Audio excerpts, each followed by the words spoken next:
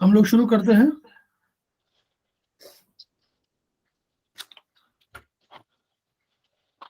ध्यान मुद्रा में 3 बार स्पाइन सीधी, 3 बार ओम का उच्चारण और उसके पश्चात प्रार्थना। ओ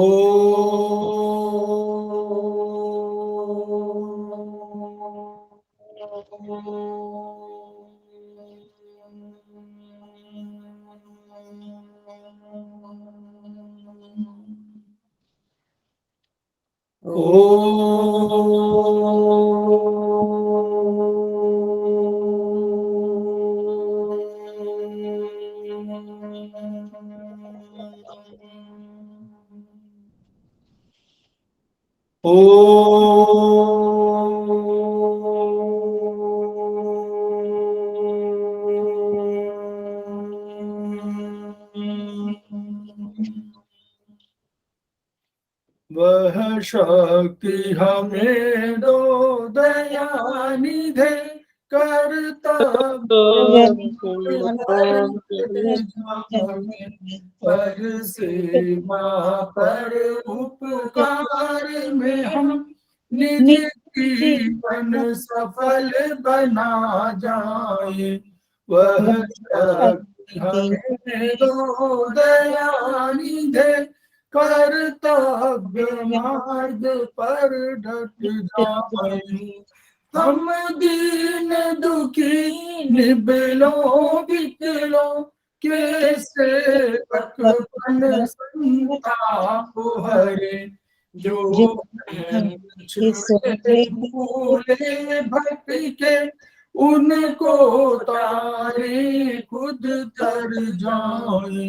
वह हमें तो दयानिधे कर्तव्य मार्ग पर डट जाए। छल द्वेष दंभ पाखंड झूठ अन्याय से निश दिन दूर रहे। जीवन हो शुद्ध अपना शुच प्रेम सुखारस बरसाए। वह शक्ति हमें दो दयानिधे कर्तव्य मार्ग पर डट जाए। निज आन मान मर्यादा का प्रभु अभिमान रहे।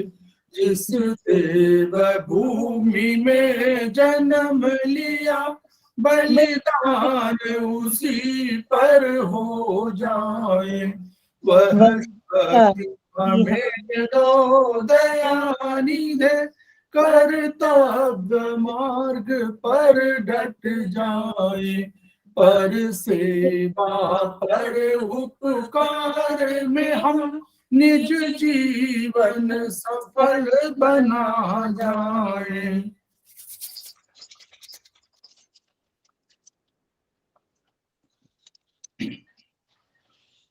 समवायिक क्लासेस में आज हमारे बीच में वर्षा श्रीवास्तव उपस्थित है, उनका स्वागत है। श्रीमती मंजू गुप्ता उपस्थित है, उनका स्वागत है।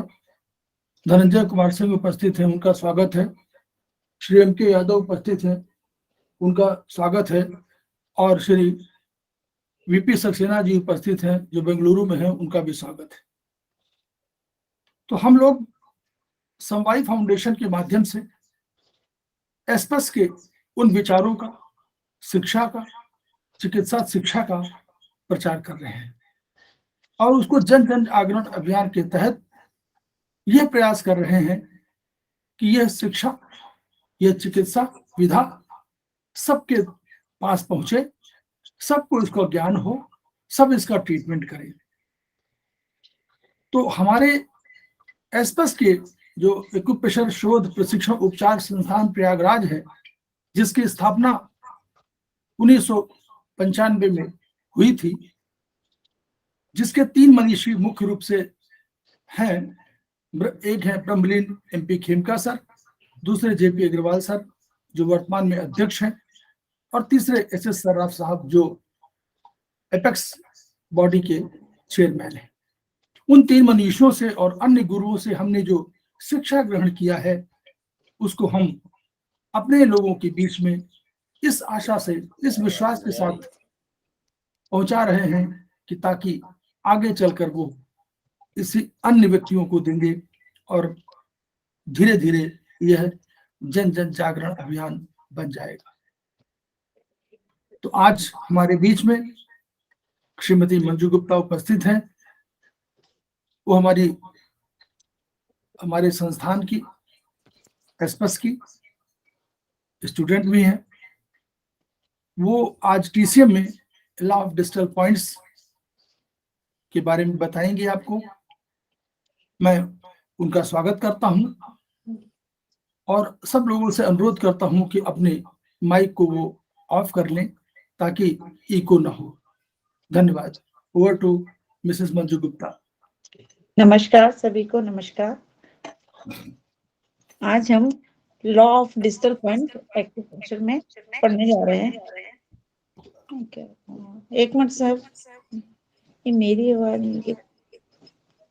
आवाज गूंज रही है सर, क्लियर नहीं है, इको हो रही है थोड़ा। कोई और कोई खुला हुआ है क्या? अभी आवाज नहीं आ रही थी, आवाज आई है। नमस्कार सर। नमस्कार। आवाज नहीं आ रही थी अभी, होता हमारा कुछ रहा होगा वर्ड। अब आ गई आवाज। म्यूट कर लीजिए, नहीं थोड़ा सा डिस्टर्ब आ रही है।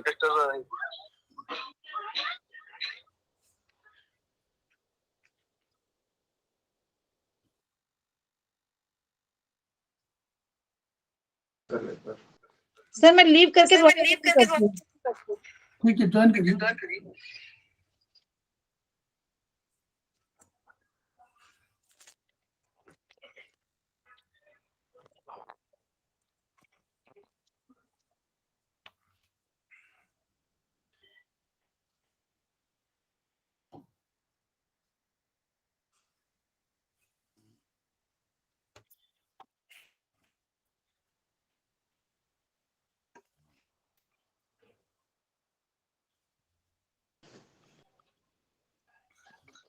सर अब नहीं वो इसमें हो रहा है। कोई 2 इंस्ट्रूमेंट तो नहीं खुले हैं आपके? नहीं सर, कोई मुझे ही वापस आ रही है। सभी का आ रहा है। आवाज बहुत स्लो आ रही है।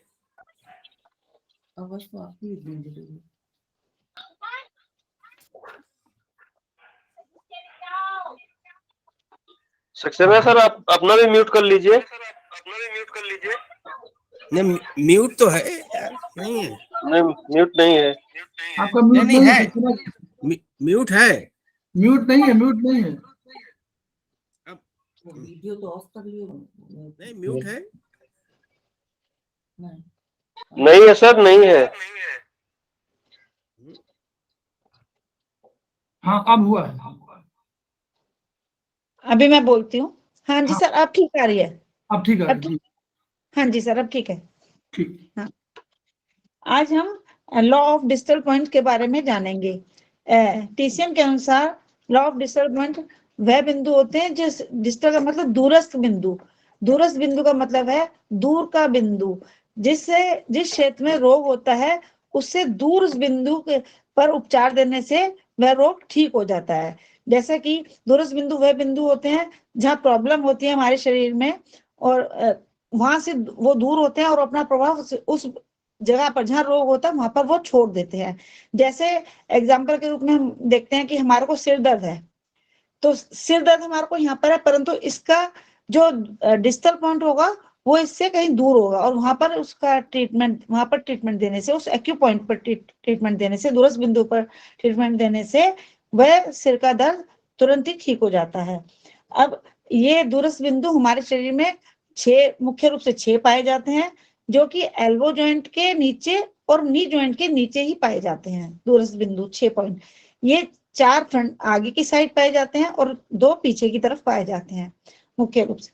अब जो आगे की साइड तरफ पाने वाले मुख्य रूप से 4 डिजिटल पॉइंट हैं, वो है नंबर 1 LI4, लार्ज इंटेस्टाइन का 4 नंबर। तो लार्ज इंटेस्टाइन का 4 नंबर वो हमारे फ्रंटल फोरहेड से लेके थ्रोट तक के जितने भी रोग होते हैं उनके उपचार के लिए सबसे उपयोगी होता है। जैसे हमारी आंखों में दर्द है, सिर में दर्द है, हमारे मुंह में छाले हैं, या नोज क्लोज है, या फिर मुंह पे पिंपल्स वगैरह निकल आए, तो इस एरिया के जितने भी, इस क्षेत्र के जितने भी हमारे रोग होते हैं, उससे LI4 के दूरस्थ बिंदु। और LI4 हमारा कहाँ पाया जाता है? LI4 हमारे इधर मेटाटार्सल बोन के पास, इधर हथेली के ऊपर पाया जाता है। और यहाँ पर उपचार देने से यहाँ इस एरिया के सभी रोग ठीक हो जाते हैं। और ऐसे ही P6 हमारा चेस्ट से लेकर डायफ्राम यानी कि स्टर्नम बोन होती है जो, वहां तक के रोगों के उपचार के लिए P6 एक बहुत अच्छा डिस्टल पॉइंट है। इसमें हार्ट से रिलेटेड कोई प्रॉब्लम है, लंग्स से रिलेटेड कोई प्रॉब्लम है, उस प्रकार के रोग, या फिर कोई भी यहाँ पर कोई पेन है, या वॉमिटिंग, या जैसे आहार नली की भी कोई परेशानी है, उस एरिया के सारी परेशानियों के लिए P6 एक बहुत अच्छा डिस्टल पॉइंट है। इस पे उपचार देने से हमें वॉमिटिंग वगैरह की सेंसेशन होती है, उसके लिए बहुत अच्छा डिस्टल पॉइंट होता है। और वैसे P6 हमारा पाया कहाँ जाता है, ये इस रीजन के क्षेत्र के लिए उपचार बताया, परंतु P6 हमारे हाथ में कलाई से 3 आगे सेंटर में पाया जाता है, यहाँ पर पाया जाता है। तो ये उस जहाँ पर हमारा रोग है उससे दूर हम इसका इलाज करेंगे तो उसका उपचार आसान है। इसी तरह हमें स्टमक 36 हमारे डायफ्राम से लेकर डायफ्राम से लेकर और एब्डोमेन तक जो भी प्रॉब्लम है, जैसे पेट दर्द, गैस, एसिडिटी, लीवर से भी रिलेटेड जो प्रॉब्लम है, स्प्लीन से रिलेटेड प्रॉब्लम है, पेट की जितनी भी परेशानियां हैं, उसके उपचार के लिए हमें स्टमक 36 डिस्टल पॉइंट का उपयोग कर सकते हैं। और परंतु ST36 पाया कहाँ जाता है? ST36 हमारे नी के नीचे, जो नी की आई होती है, पटेला के पास जो आई होती है, उसके नीचे ST36 पाया जाता है। तो ये भी इस एरिया से दूर हुआ, इसलिए इसे डिस्टल पॉइंट कहा गया। इसी प्रकार हमें हमारे नाभि से नीचे लोअर एब्डोमेन में SP6 का उपयोग उस एरिया, उस जगह के रोगों के लिए हमें SP6, और जितने भी गोनाड से रिलेटेड और लेडीज की प्रॉब्लम है, जैसे कोई भी मानसिक की गड़बड़ी वगैरह, या यूरिनरी ट्रैक की प्रॉब्लम है कोई, उस सब के प्रॉब्लम के लिए SP6 एक अच्छा पॉइंट है। और लोअर एक्सट्रीमिटीज के लिए भी SP6 एक अच्छा डिस्टल पॉइंट है। और SP6 पाया कहाँ जाता है? SP6 हमारे नीचे एंकल से अंदर की तरफ, पैर में अंदर की तरफ एंकल से ऊपर पाया जाता है SP6। तो ये भी हमारे उस एरिया से दूर का बिंदु है, इसलिए ये भी डिस्टल पॉइंट ही कहलाता है। ये तो हमारे हो गए आगे के 4 डिस्टल पॉइंट। अब पीछे की तरफ देखा जाए हमारे यहाँ साइड में, तो LU7 हमारे इस एरिया से लेकर मेडुला से लेकर नीचे गर्दन से लेकर थोरेसिक रीजन तक जितने भी प्रॉब्लम है, सर्वाइकल का प्रॉब्लम है, और क्या कहते हैं स्पॉन्डिलाइटिस का, सर्वाइकल स्पॉन्डिलाइटिस का प्रॉब्लम है, और जितने भी ये बैक एक है, अपर बैक है, जितना भी ऊपर की कमर के जितने दर्द वगैरह है, या फिर हमारे को गर्दन को ऐसे मोड़ने में वो स्पॉन्डिलाइटिस में ही आते हैं, तो उसके लिए LU7 पे उपचार देने से, हमारे डिस्टल पॉइंट LU7 पे उपचार देने से हमारे रोग दूर हो जाते हैं। और इसी प्रकार UB54 लास्ट है, ये UB54 थोरेसिक एरिया से लेके नीचे तक लंबर रीजन तक, थोरिक्स से लेकर लंबर रीजन तक के जितने भी कमर दर्द वगैरह है, साइड स्लिप डिस्क है, साइटिका पेन है, उस में रोगों के लिए UB57 का उपयोग किया जाता है। और UB57 हमारा पाया कहाँ जाता है? UB57 हमारे नी के बैक साइड में, नी के बैक साइड। हाँ जी, 54 UB54 ही बोल रहे हैं सर जी। UB54 हमारे नी के बैक साइड में बिल्कुल सेंटर में UB54 पाया जाता है। और पीछे जो नीचे का एरिया है वो जो SP6 है वो हमारा फ्रंट और बैक दोनों बेल्ट एरिया जो होता है नीचे का, उसके दोनों के आगे और पीछे दोनों के लिए SP6 का उपयोग कर सकते हैं इस रीजन के लिए। तो इस प्रकार डिस्टल पॉइंट का को हमारे शरीर में क्षेत्र उसका अलग अलग डिवीजन कर दिया गया है हमारे शरीर के, और हर क्षेत्र में एक एक पॉइंट को उससे रिलेट कर दिया गया, तो वो डिस्टल पॉइंट कहलाता है। जैसे हर क्षेत्र के लिए अलग अलग पॉइंट निश्चित कर दिए गए और उसके उपचार के लिए वो पॉइंट का उपयोग करने के लिए बहुत अच्छा है। जैसे कि हम देखते हैं कि हम कोई प्रोटोकॉल बनाते हैं, तो प्रोटोकॉल बनाते हैं तो उसके लिए हम पहले देखते थे, हम जब डायग्नोस करते हैं उसको, कोई भी रोग को डायग्नोस करते हैं तो हम पहले देखते हैं वो किस ऑर्गन से, किस टाइप की बीमारी है, किस ऑर्गन से रिलेटेड बीमारी है और उसके आसपास कौन सी मेरिडियन है, ये सब देखते हैं। और तो हम उसको ऑर्गन को भी देखेंगे, मेरिडियन को भी देखेंगे, और हमने पहले क्लास में पढ़ा था फ्रंट शू और बैक शू पॉइंट, हम उसको भी ले सकते हैं इस प्रोटोकॉल में। और हम इस यहाँ पर हमें एरिया दे रखा है, इस एरिया के हिसाब से हम डिस्टल पॉइंट को भी उसमें ऐड कर सकते हैं प्रोटोकॉल बनाते समय। तो ये हमारा बहुत उपयोगी होते हैं, सभी चीज देखेंगे प्रोटोकॉल बनाते समय, तो इस प्रकार हम प्रोटोकॉल भी बना सकते हैं, डिस्टल पॉइंट भी उपयोगी होता है उसमें। अब ये तो हमारे मुख्य 6 डिस्टल पॉइंट बताए गए हैं, उसके अलावा कुछ अलग से भी डिस्टल पॉइंट बताए गए हैं, जैसे ST38 बताया गया। ST38 कंधों के दर्द के लिए बहुत अच्छा है। यदि किसी को आप कंधे में दर्द हो, आप ST38 पे सीडेशन लगा दें, नहीं तो एक मेथी दाना भी लगा देंगे, तो उससे बहुत आराम पड़ता है उसको। उसके साथ साथ एक SI3 भी है, SI3 भी सर्वाइकल स्पॉन्डिलाइटिस के लिए बहुत अच्छा है और कंधों के दर्द के लिए, दोनों लगाने से बहुत पेशेंट को आराम मिलता है। और ST40 यदि किसी को कफ बहुत ज्यादा बनता है और कफ रुका हुआ है, निकल नहीं रहा है वह कफ, तो ST40 पर मेथी दाना में लगाने से शरीर का कफ जो है वो बैलेंस हो जाता है और एक्स्ट्रा कफ जो था वो निकल जाता है। और उन्होंने ST44 दिया है, ये भी एक हेडेक के लिए, और दांत में दर्द हो और एब्डोमिनल में पेन हो, उसके लिए ST44 बताया गया। ये देखिए, ये जितने भी पॉइंट जहाँ दर्द है उससे दूर ही पाए गए हैं, इसलिए इनको डिस्टल पॉइंट कहा गया है। ST38 है वो कंधों में दर्द इधर है, और ST38 हमारा पैरों में है। ST40 भी कफ के लिए है, और कफ अधिकतर देखा है, माना गया कि लंग्स में ही ज्यादातर कफ मतलब माना गया, तो ये भी हमारे पैरों में पाया गया। इसी प्रकार ST44 भी हमारे नीचे पैरों में ही पाया जाता है, और ये हेडेक के लिए, टूथेक के लिए, मतलब ये भी डिस्टल पॉइंट है, दूर का ही बिंदु है। SP9 एडिमा के लिए, किसी प्रकार की कोई स्वेलिंग हो या कोई SP9 और SP6 को हम एक टाइम पे भी दे सकते हैं, दोनों को, SP6 और SP9। और स्वेलिंग है और लोअर एक्सट्रीमिटीज में कोई भी दर्द है, स्वेलिंग है, कुछ भी, उसके लिए हम SP9 का उपयोग कर सकते हैं। इसी प्रकार स्प्लीन 10 दिया है। स्प्लीन 10 एलर्जी के लिए, कोई भी स्किन की डिसऑर्डर हो और कोई भी किसी टाइप की एलर्जी स्किन की हो, एक्जिमा है, सोराइसिस है, और इस सब के लिए स्प्लीन 10 पर हम उपचार दे सकते हैं।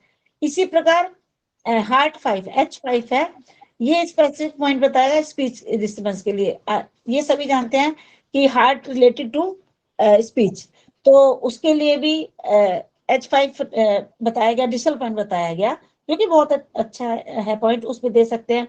और H5 SI3, अब SI3 और SI6 दो पॉइंट ये बताए गए, तो ये डिस्टल पॉइंट जो है SI3 हमारा कान में आवाजें आना, कम सुनाई देना, और सर्वाइकल स्पॉन्डिलाइटिस के लिए SI3 डिस्टल पॉइंट है।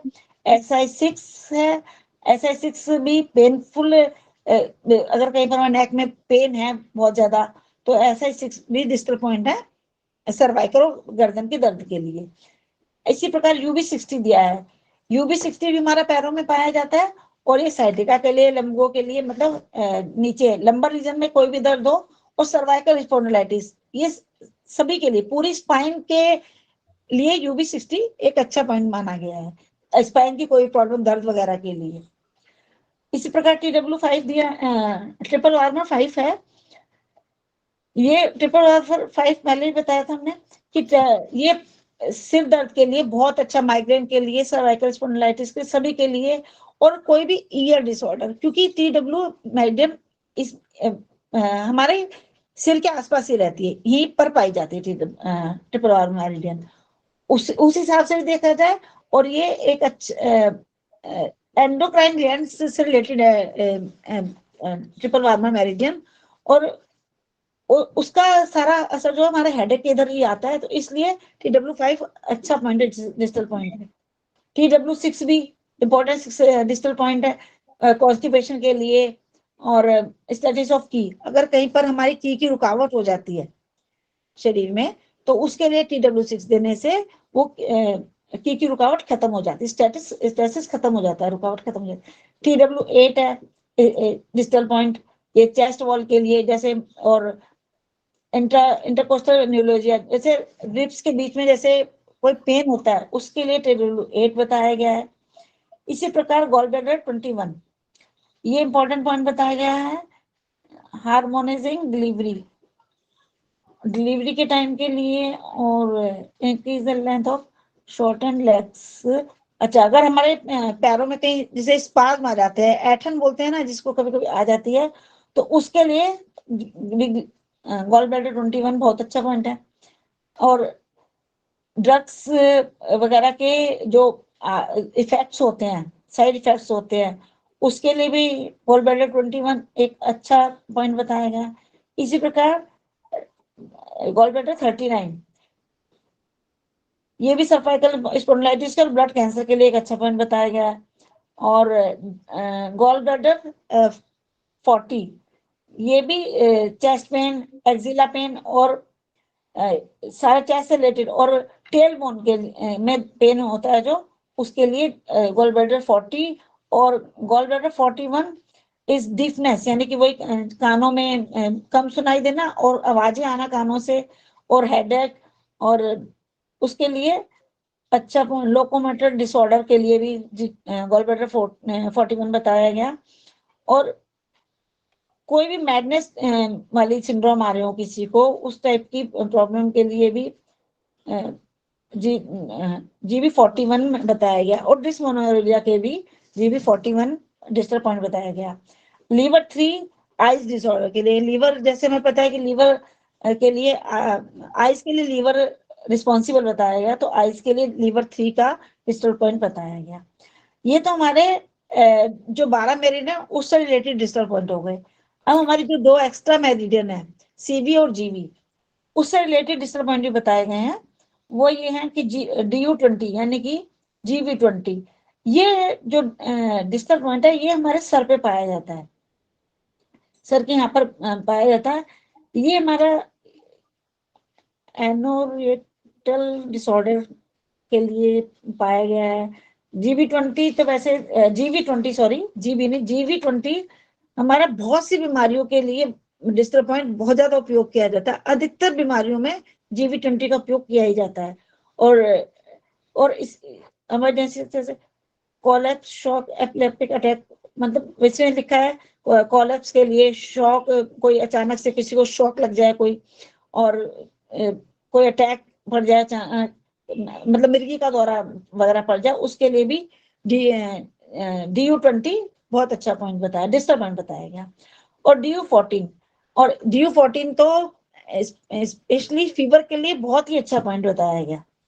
ये GB मेरिडियन में जो आता है DU14, जो कि हमारे हाथ में ही पाया था, और ये बताया गया कि इनकी विशेषता यही है कि सारे डिस्टल पॉइंट वही कोहनी से नीचे और घुटने से नीचे ही पाए जाते हैं। और CV6, बस ये CV6 और CV12, CV13 और CV22, सॉरी CV22, ये CV6 तो हमारे नाभि के ऊपर पाया जाता है। और ये इसके साथ साथ बताया कि जो हमारा डिस्टल पॉइंट SC36 और SP6 दोनों सारे डिस्टल पॉइंट एक साथ लगाने से इससे अच्छा उपचार संभव है। इसी प्रकार CV17 है, CV22 है, ये हमारे फ्रंट शू पॉइंट भी हैं कुछ ऑर्गन के, और डिस्टल पॉइंट्स भी हैं। तो इन दोनों का उपचार भी हम इनका उपयोग भी हम रोगों के उपचार के लिए कर सकते हैं। सर बस इतना ही है सर, और तो कुछ नहीं है। बहुत सुंदर, thank sir, you. Sir, Sanju ji जो है बहुत बढ़िया आपने देख के बता रही हैं। और ये देखिए ऐसे ही है, हम लोगों को पढ़ना है, खुद समझना है, खुद सीखना है, और ज्ञान पढ़ने से बढ़ता है। Yes sir. तो ये बहुत बढ़िया, थैंक यू मैम। और अब हम लोग आते हैं अगले में, हम लोग आयुर्वेदिक पर अब आ रहे हैं। हम लोगों का 10 उत्पत्ति सिद्धांत हम लोगों का है, और 10 उत्पत्ति सिद्धांत हम लोगों ने पहले पढ़ा था आयुर्वेद में। आयुर्वेदिक एक्यूप्रेशर में हम लोगों ने पढ़ा था कि 3 की संख्या बहुत इंपॉर्टेंट है, हम लोगों ने सुना था कि 5 की संख्या बहुत इंपॉर्टेंट है, हम लोगों ने ये भी देखा था कि 6 की संख्या बहुत इंपॉर्टेंट है, और हम लोगों ने देखा कि 10 की संख्या बहुत इंपॉर्टेंट है। अब इनकी इंपॉर्टेंस क्या है कि 3 सूत्र हैं, 5 तत्व हैं जिनको महाभूत हम लोग बोल रहे हैं यहाँ पर, वहां जहां तत्व बोलते हैं चाइनीज में, यहाँ महाभूत बोल रहे हैं। इसके बाद 6 हमारे घटक हैं, फैक्टर्स जिनको बोल रहे हैं, और 10 उत्पत्ति सिद्धांत है जो आयुर्वेद में 9 द्रव्य और तत्व, द्रव्य की संख्या और महाभूत की संख्या है, वह आयुर्वेदिक एक्यूप्रेशर में 10 उत्पत्ति सिद्धांत के नाम से है। तो यहां तक हम लोग अपना पढ़ चुके थे कि हमारा शरीर 5 महाभूतों से बना है, और 5 महाभूत हमारे हैं आकाश, वायु, अग्नि, जल, पृथ्वी। और आकाश, वायु, अग्नि, जल, पृथ्वी का अर्थ क्या है कि उनकी सबकी जो गुण हैं उनको हम लोग भूत भी बोलते हैं और तन्मात्रा भी बोलते हैं। हमेशा पूछा जाता है कि तन्मात्रा क्या है, गुण है, तो महाभूत तो द्रव्य है, जिसको द्रव्य कह सकते हैं आप, महाभूत वो द्रव्य है, लेकिन तन्मात्रा गुण है और उसे भूत भी बोलते हैं। तो भूत और तन्मात्रा दोनों एक ही शब्द है, मतलब पर्यायवाची है दोनों, भूत और तन्मात्रा को एक ही कहता है, इनको गुण भी कहा जाता है। और ये है क्या, ये हम लोगों ने पढ़ा था कि शब्द, स्पर्श, रूप, रस, गंध। तो आकाश के साथ शब्द हो गया, वायु के साथ स्पर्श हो गया, अग्नि के साथ रूप हो गया, जल के साथ रस हो गया, और पृथ्वी के साथ गंध हो गया।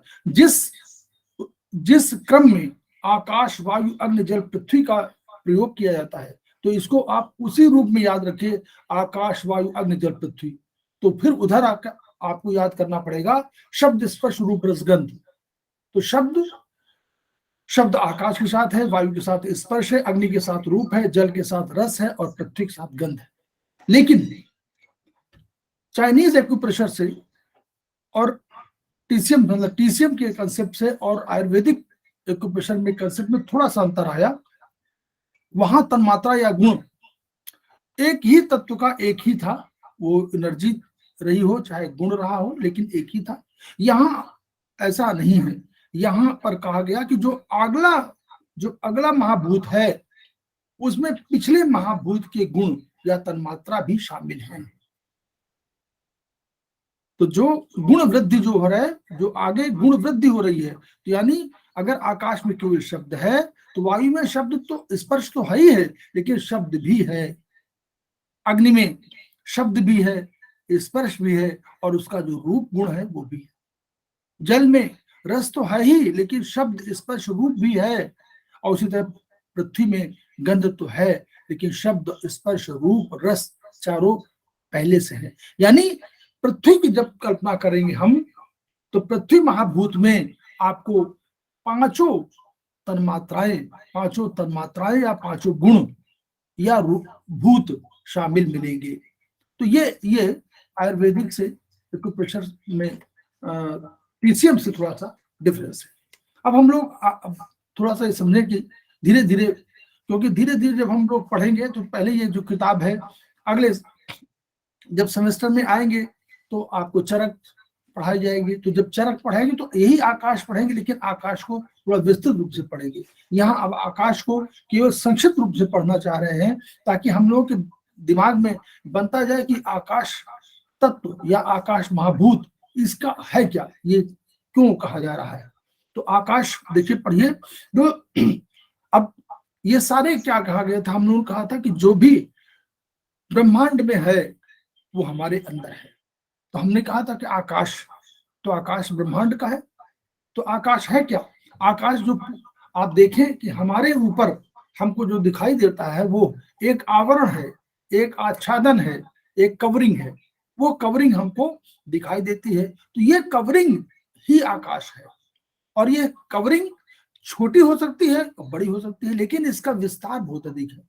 क्यों विस्तार? आप उसकी कल्पना नहीं कर सकते जितना विस्तार है। आकाश का विस्तार करिए, सर्वाधिक विस्तार है, बड़े रूप में है। उसके स्थूल रूप देखें तो बहुत विस्तारित है, लेकिन वह सूक्ष्म की अगर कल्पना करेंगे, क्यों, आवरण की जब कल्पना करेंगे तो आप सूक्ष्म को भी उसमें शामिल कर लेंगे। अब इसका विशेषता क्या है? और तो है ही है कि शब्द है, लेकिन इसके साथ आप प्रतिघात, इसका नेचर है। क्या नेचर है? नॉन रेजिस्टेंस है। अगर आप आकाश में हाथ या मुक्का मारते हैं तो आपको कहीं भी उसमें से कोई प्रतिघात, कोई रेजिस्टेंस, कोई रिएक्शन नहीं, वह आपका हाथ वैसे चला जाता है। तो इसको, ये अप्रतिघात इसका नेचर है। तो आसपास के परिवेश में आकाश तत्व को आप देखें तो क्या होगा? जो उसका विस्तार है, जो उसकी सीमाएं हैं, वही उसका आकाश है। अगर कोई घड़ा है तो घड़े का जितना आकार है वो है, अगर कोई कार है तो कार का जो आकार है वो है। तो ऐसे ही अगर आप अपने पूरे कल्पना करें अपने शरीर के बारे में, तो आपका शरीर का विस्तार कितना है। अब हम लोग आ जाए कि आकाश की बात हम लोग ब्रह्मांड में किया, अब हम लोग आ गए पुरुष में क्या है। तो पुरुष में क्या है? पुरुष में जो हमारे शरीर का विस्तार है वही तो है। अगर हम, कोई लंबा है तो उसका 6 फीट का, तो 6 फीट का जो उसका आकार है वो आकार उसका आकाश है। ऐसे ही आकाश कम और ज्यादा आपके बड़े होने, छोटे होने, मोटे होने, इन पर निर्भर करता है। तो ये जो आपकी सीमाएं हैं, आपके जितना स्पेस आप घेर रहे हैं, वो इसको, आकाश को स्पेस से भी, स्पेस से समझिए कि स्पेस, जो स्पेस हम घेर रहे हैं वही हमारा आकाश है। तो इसी तरह जो शरीर का वो है, वो त्वचा के आवरण से घिरा हुआ है। अब त्वचा, अब आकाश की कल्पना करिए।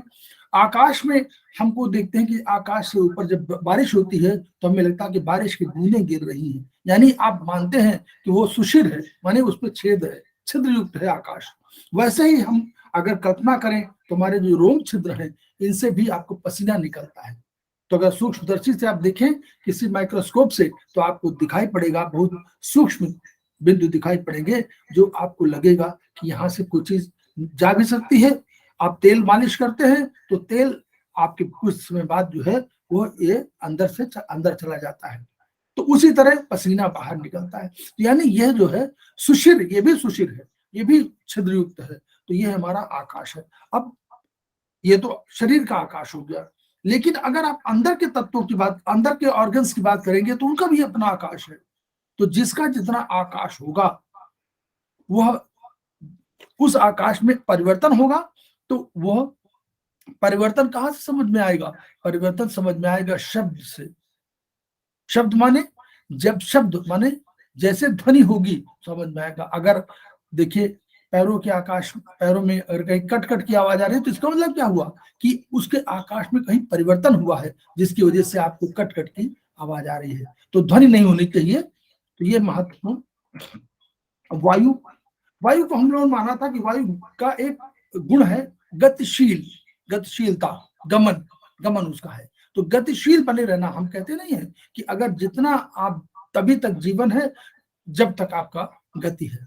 तो गति से ही आपको वायु, तो वायु का जो विस्तार है वह गति के आधार पर है।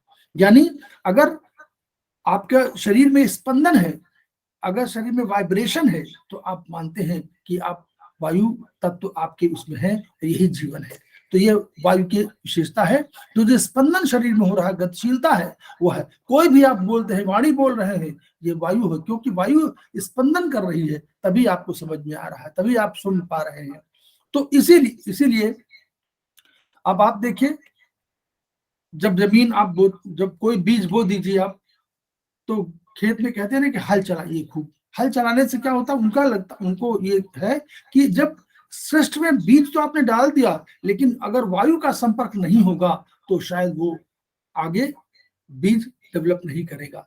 तो वह जो है उसी रूप में वायु को लिया जाना चाहिए कि वायु के, चाहे शारीरिक हो चाहे मानसिक हो, आपके मस्तिष्क की क्रियाशीलता भी इसी वायु के कारण है, शरीर की क्रियाशीलता भी इसी वायु के कारण है।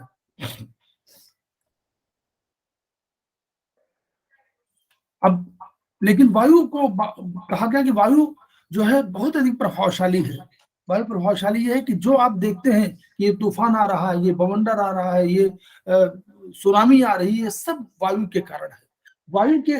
वायु अगर बैलेंस है तो आपको बहुत अच्छे रूप में दिखाई देगी, लेकिन अगर बैलेंस फॉर्म में नहीं है, तब आप देखेंगे तूफान आएगा, बवंडर आएगा, और आप देखिए पूरा का पूरा पेड़ के पेड़ उखाड़ ले जाती है।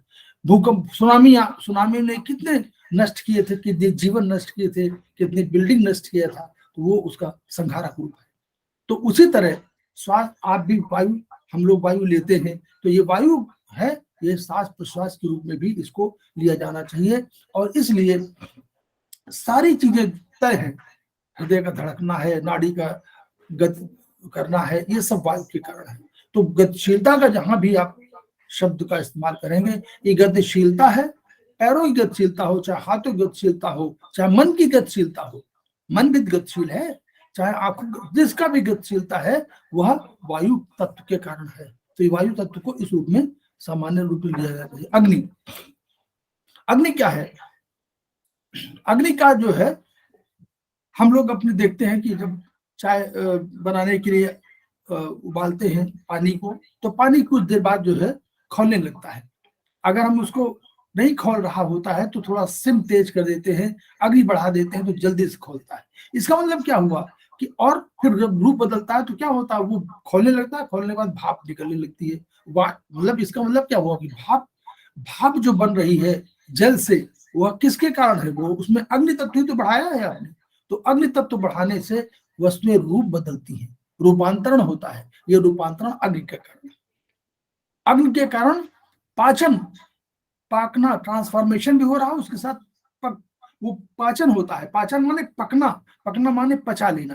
तो ये अग्नि जो है, अग्नि के संसर्ग में आने से, अग्नि के सानिध्य में आने से ही आप ये जो वस्तुएं अपना रूप बदलती हैं, ट्रांसफॉर्म करती हैं और उसके साथ पच जाती हैं। उसी तरह अगर कोई चीज, हम लोग किसी की बात को अगर अपने पेट में पचा लेते हैं, तो इसका मतलब कि पराभौतिक रूप से वह पाचन आपका है। अगर नहीं पचा पा रहे हैं तो इसका मतलब कि कहीं मन की अग्नि जो है ठीक नहीं है, क्योंकि पचा नहीं पा रहे हैं और हम लोग बाहर निकाल दे रहे हैं। तो ये उस रूप में, भौतिक और पराभौतिक दोनों रूपों में इसकी हमको कल्पना करनी है। तो देखिए, अग्नि का वही रूप है, ठोस से द्रव और द्रव में गैस। ये रूपांतरण अग्नि के कारण होता है। तो उसी तरह जब भोजन ग्रहण करते हैं तो वो अग्नि के कारण ही वो अलग अलग रूप में ट्रांसफॉर्म होता है, चेंज होता है, परिवर्तित होता है, और फिर उपयोगी तत्व अलग हो जाते हैं, अनुपयोगी तत्व अलग हो गया। अनुपयोगी तत्व को बाहर शरीर निकालना चाहता है, उपयोगी तत्व को अपने में एब्जॉर्ब करना चाहता है। और ये ब्रह्मांड में जो अग्नि थी, ब्रह्मांड में एक अग्नि थी और एक अग्नि आपके अंदर है। तो जैसे वायु हमारे, जैसे हम बता दें, वायु जैसे वायु के रूप में हम लोग देख रहे थे कि वहां ब्रह्मांड में थी, तो हमारे शरीर में क्या वायु, हमारे शरीर में प्राण वायु है। प्राण वायु हम बोलते हैं, ये श्वास प्रश्वास से जो लेते हैं, ये प्राण वायु के रूप में है। अगर ये वायु नहीं हुई तो हमारा जीवन नहीं हुआ। उसी तरह अग्नि भी है। तो अग्नि, जैसे आपको ब्रह्मांड में अग्नि है, आपके शरीर में क्या है? आपके शरीर में टेम्परेचर है। आपको बाहर से दिखाई पड़ता है कि आपका शरीर गर्म है, 98.4 डिग्री फ़ारेनहाइट हम लोग बोलते हैं कि वो हमारा टेम्परेचर है। तो ये अग्नि तत्व है।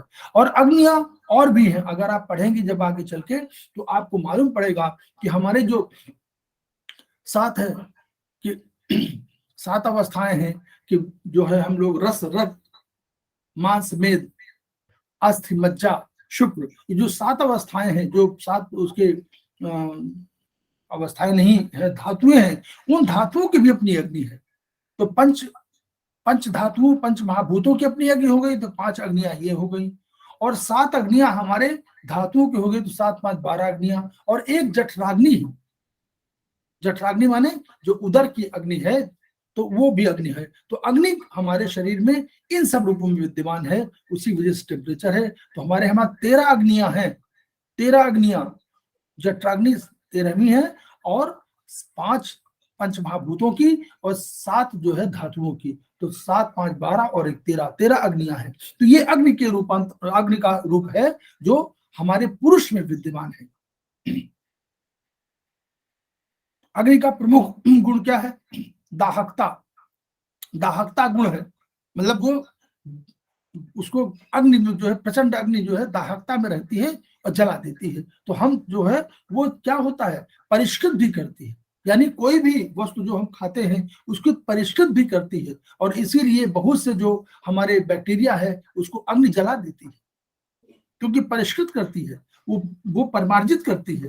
तो वो दाहकता के माध्यम से ही अशुद्धियां समाप्त हो जाती हैं। और अशुद्धियां और साथ साथ जो हमारे टॉक्सिन एलिमेंट होते हैं, बाहर के जो बैक्टीरिया वगैरह होते हैं, वो भी इसी वजह से आपको इसी टेम्परेचर के कारण होता है। तो फिर आपको उसका बढ़िया रूप जो ओरिजिनल फॉर्म होता है वो। और हम लोग देखिए इसको एग्जाम्पल दिया है कि सोने को तपा करके शुद्ध परिष्कृत किया जाता है। तो वही तपाने का वही अग्नि जो है तपाती भी है, परिष्कृत भी करती है, परिमार्जित भी करती है, रूपांतरण भी करती है, और वो पचाती भी है, किसी चीज को पाचन के योग्य बनाती, वो आपको अच्छे और बुरे का अंतर कराती है। तो जब अग्नि आपके अंदर है तो आपके पराभौतिक रूप से किसी व्यक्ति के अच्छा है बुरा है उसको, या अच्छा बुरा को आपको पहचान कराने का काम भी अग्नि का है। जल। अब जल, ब्रह्मांड में जल है, ब्रह्मांड में जल है, और आप देखते होंगे कि वो 2/3 कहते हैं कि 66% से ऊपर हमारे पास 70% के लगभग जल है। तो वैसे ही जल तत्व तो हमारे शरीर में भी है। हम लोग भी देखते हैं कि 60% के करीब जो है हमारा जल शरीर में है। जल मतलब तरल, तरल रूप में जल कहीं नहीं विद्यमान है, लेकिन तरल के रूप में तो जल विद्यमान है हमारे शरीर में। तो ये जो है जल तत्व संपूर्ण जीवन का आधार माना गया है। कहते हैं जल ही तो जीवन है, जल है तो जीवन है। तो जीवन जो है, जीवन का आधार क्या जल है। बिना जल के आप, अब जल क्या है, जल बंद, जल का सब जो दाहकता है उसके अगेंस्ट में गुण है उसका, उस दाहकता को वो शांत करता है, तो संतुलित करता है वो। ये उस जल का गुण क्या है, अग्नि को संतुलित करता है। तो इसलिए जो है वह, और जल बंध कर्म है जल का, जल जो है बांधता भी है, तो परस्पर जोड़ने की प्रवृत्ति है जल के कारण ही है। उसी तरह आप जो है कठोर से कठोर तत्व भी जल के संयोग से आता है, तो क्या होता है, जुड़ जाता है। और जुड़ जाने के बाद देखिए आप अपने अगर बिल्डिंग में आप देखिए तो बालू है, सीमेंट है, गिट्टी है, ये सब जल के संपर्क में आकर के और सुंदर भवन बना देती है। तो जल को जो जोड़ने की क्षमता है, यह सब वो पराभौतिक रूप से देखिए। पराभौतिक रूप से क्या होता है, पराभौतिक रूप से जल तत्व जो है आपको मिलाने का काम करता है। एक क्रोधी व्यक्ति है, एक सरल व्यक्ति है, जल तत्व, आप बहुत सरलता से बोल रहे हैं, तो जो सरलता से बोलने पर जो कठिन बोलने वाला है, जो कठोर बोलने वाला है, वो थोड़ी देर तक बोलता रहेगा, बाद में वो पिघल जाएगा, जिसको कहते हैं पिघल गया। वो पिघल गया वो जल तत्व की वजह से, क्योंकि दूसरा जल तत्व है उसको जोड़ रहा है, लगातार जोड़ने की काम कर रहा है। जल तत्व जो है, जैसे माँ के स्पर्श का जो जल वो है, वो जल तत्व से है, वो जोड़ रहा है, आपको बहुत करीब ला देता है यह तत्व जो है। तो जीवन में रस का संचार करता है, जल तत्व तो बांधता है।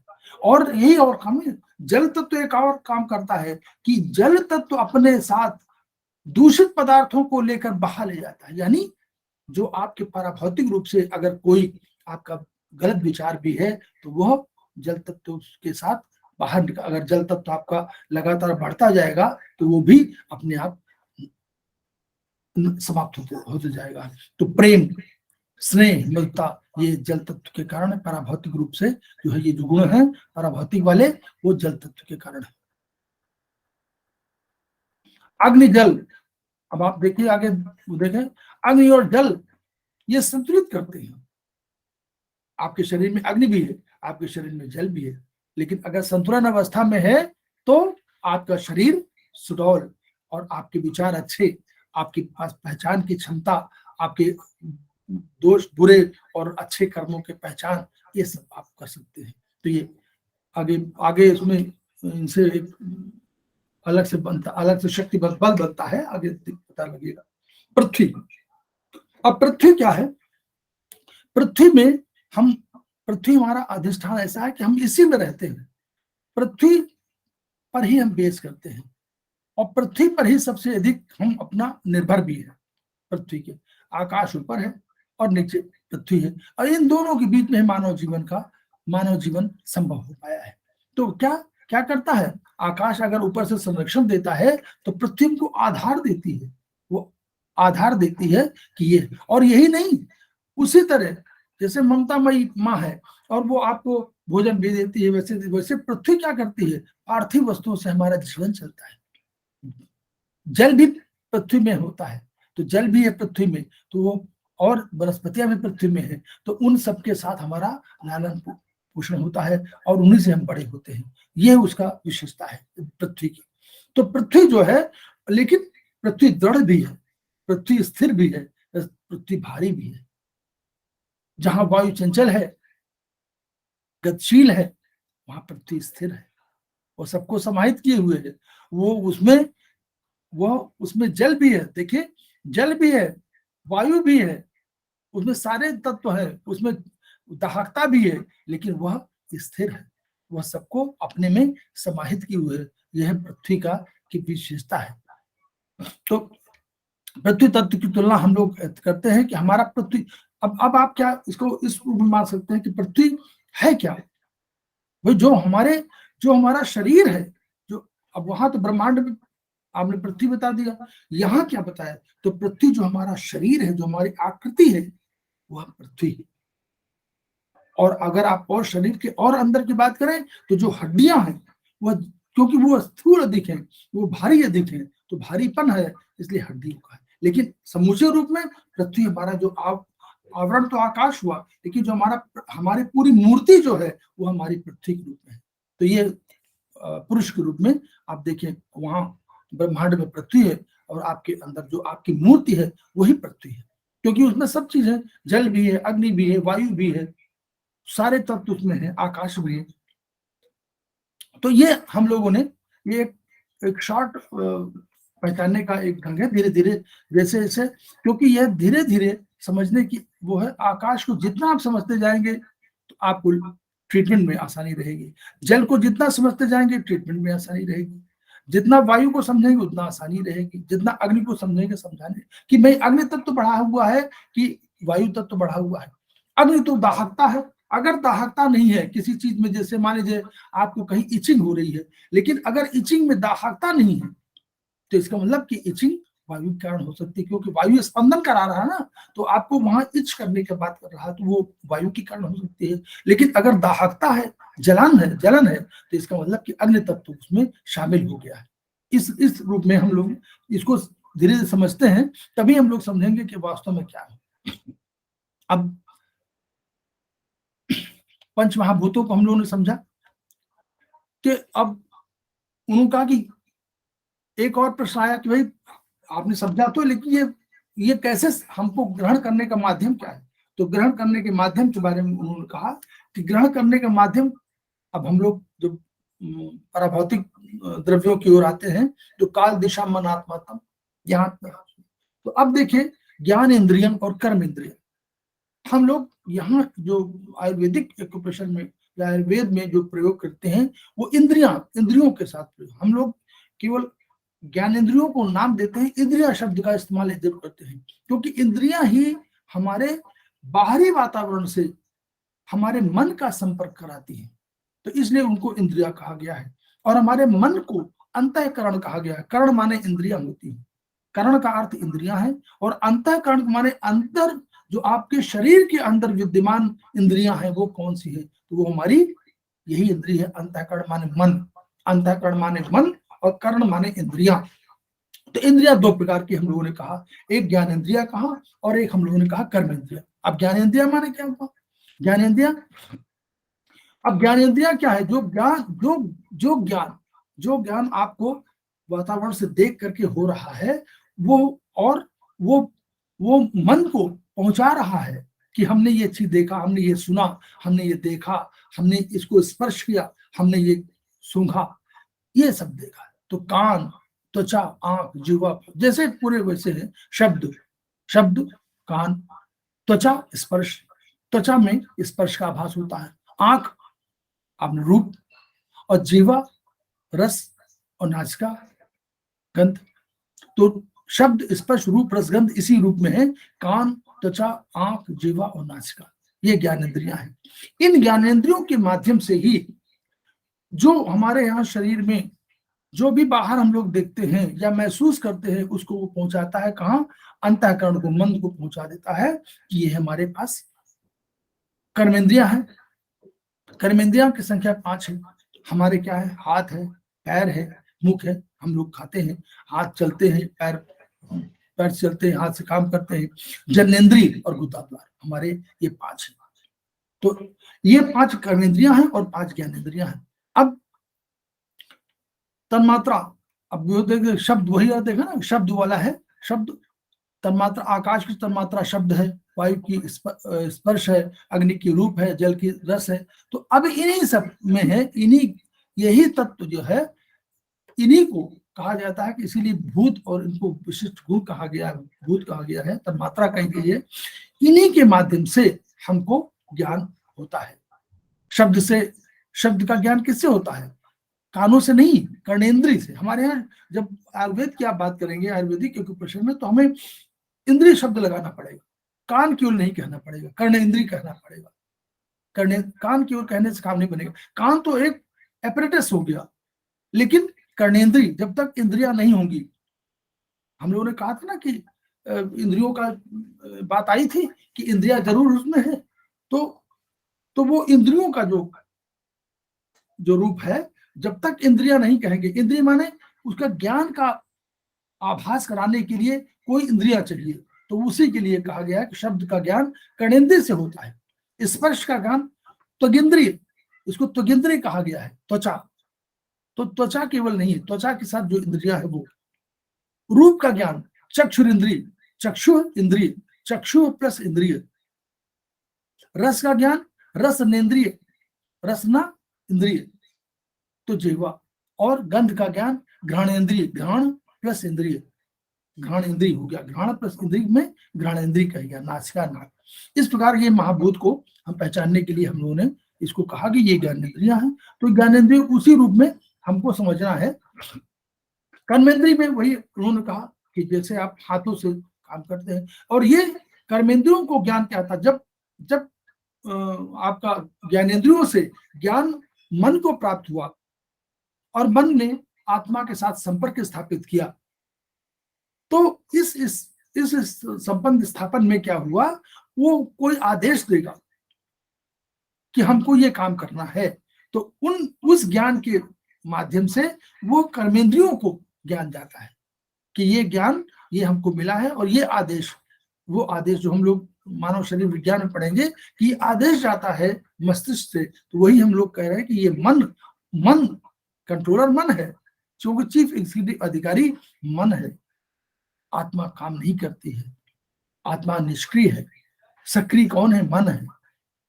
आत्मा स्वयंभू है, आत्मा सर्वशक्तिमान है। मन सर्वशक्तिमान नहीं है, वह आत्मा से आदेश ग्रहण करता है, लेकिन वो कंट्रोलर है इन इंद्रियों का। तो वो कहता है कि आप जाइए और दौड़िए, तो आप दौड़ना शुरू कर देते हैं। वो कहता है कि आप भोजन करिए हाथ से, तो मुख से भोजन, हाथ से पैर हाथ से उठाते हैं भोजन को, मुख से भोजन करते हैं। जनेंद्रिय संतानोत्पत्ति का काम होता है। तो आप जितना भी सब आपके हैं, वो आप मन के द्वारा आदेशित किए जाने पर, और उस ज्ञान को जो उन्होंने ज्ञानेंद्रिय से प्राप्त किया है, ज्ञानेंद्रियों से, वही कर्मेंद्रिय ने कर्म के रूप में आपको उसको कन्वर्ट करने का आदेश मन देता है। ठीक है।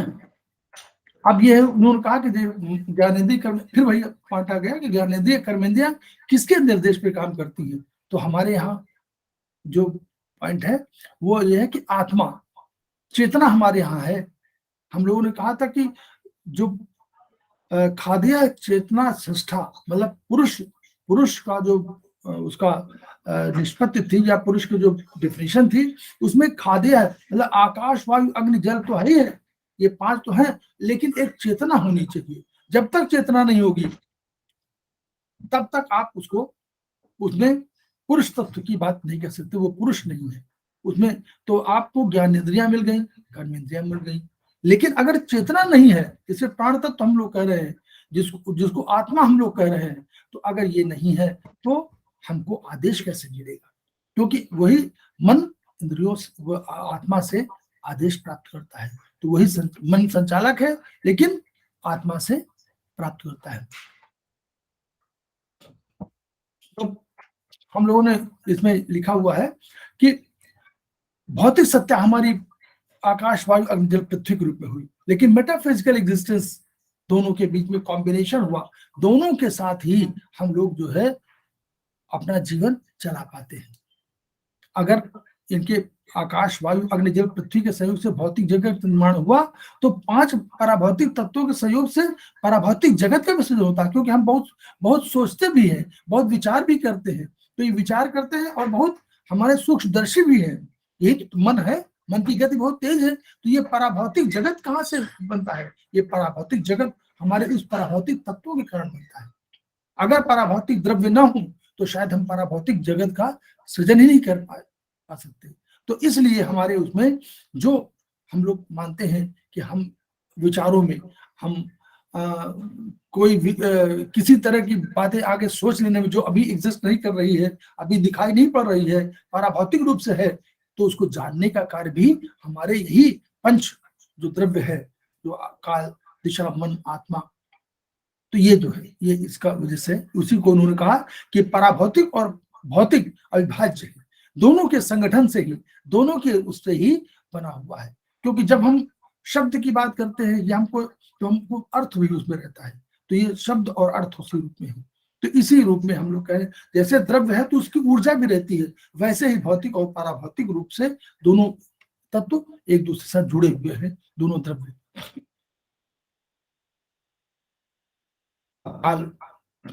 काल का ये पराभौतिक रूप में उनका चर्चा हुई कि काल, दिशा, मन, आत्मा और तम। तो काल का जो पहला आभास हमको कैसे होता है? समय माने काल नष्ट नहीं होता कभी।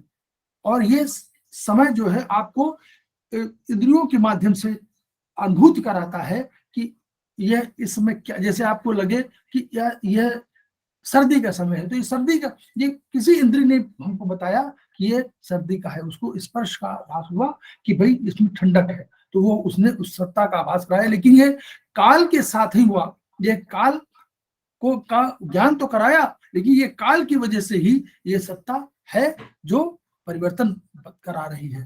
तो वो कभी ठंडक के रूप में है, कभी गर्मी के रूप में है, कभी बारिश के रूप में है। तो वो उसका इसी निश्चित काल है, और उस काल के उसमें वो बंधा हुआ है मानव जीवन का सारा जीवन, समस्त मानव जीवन। क्योंकि काल कहते हैं कि काल कभी नष्ट नहीं होता, ये आत्मा के साथ जाता है। तो उसी तरह व्यक्ति जैसे जन्म लेगा तो एक निर्धारित समय और काल के पश्चात उसका मृत्यु है। ये जो है ये काल के कारण है। तो काल दिखाई नहीं पड़ता, लेकिन वो एग्जिस्ट करता रहता है, आपके साथ साथ चलता रहता है। देखिए इसमें एग्जाम्पल दिया कि पुष्प आज खिलेगा, मुरझा कर नष्ट हो जाएगा, तो सभी काल कवलित होंगे तो अस्तित्व होंगे। तो ये कहे कि काल जो है पराभौतिक तत्व है जो समस्त प्राणियों को संचालित कर रहा है, प्रभावित कर रहा है, और उसी के उसमें हम लोग आगे अपने जीवन में सब परिवर्तन लाते जा रहे हैं। हमारा जो परिवर्तन है, अग्नि भी परिवर्तित कर रही है तो काल की वजह से कर रही है। अगर काल नहीं है तो अग्नि कैसे परिवर्तित कर पाएगी? वो आपको बाल्यावस्था, युवावस्था, पूर्णावस्था, वृद्धावस्था, ये सब सारा काम जो है वो काल के अधीन है। तो काल हमेशा हमेशा आपके साथ विद्यमान रहता है। इसको पराभौतिक सत्ता के रूप में महसूस करने की बात है, ये चेतना का बिंदु है। जब तक चेतना नहीं होगी तब तक हम काल को महसूस नहीं कर पाएंगे।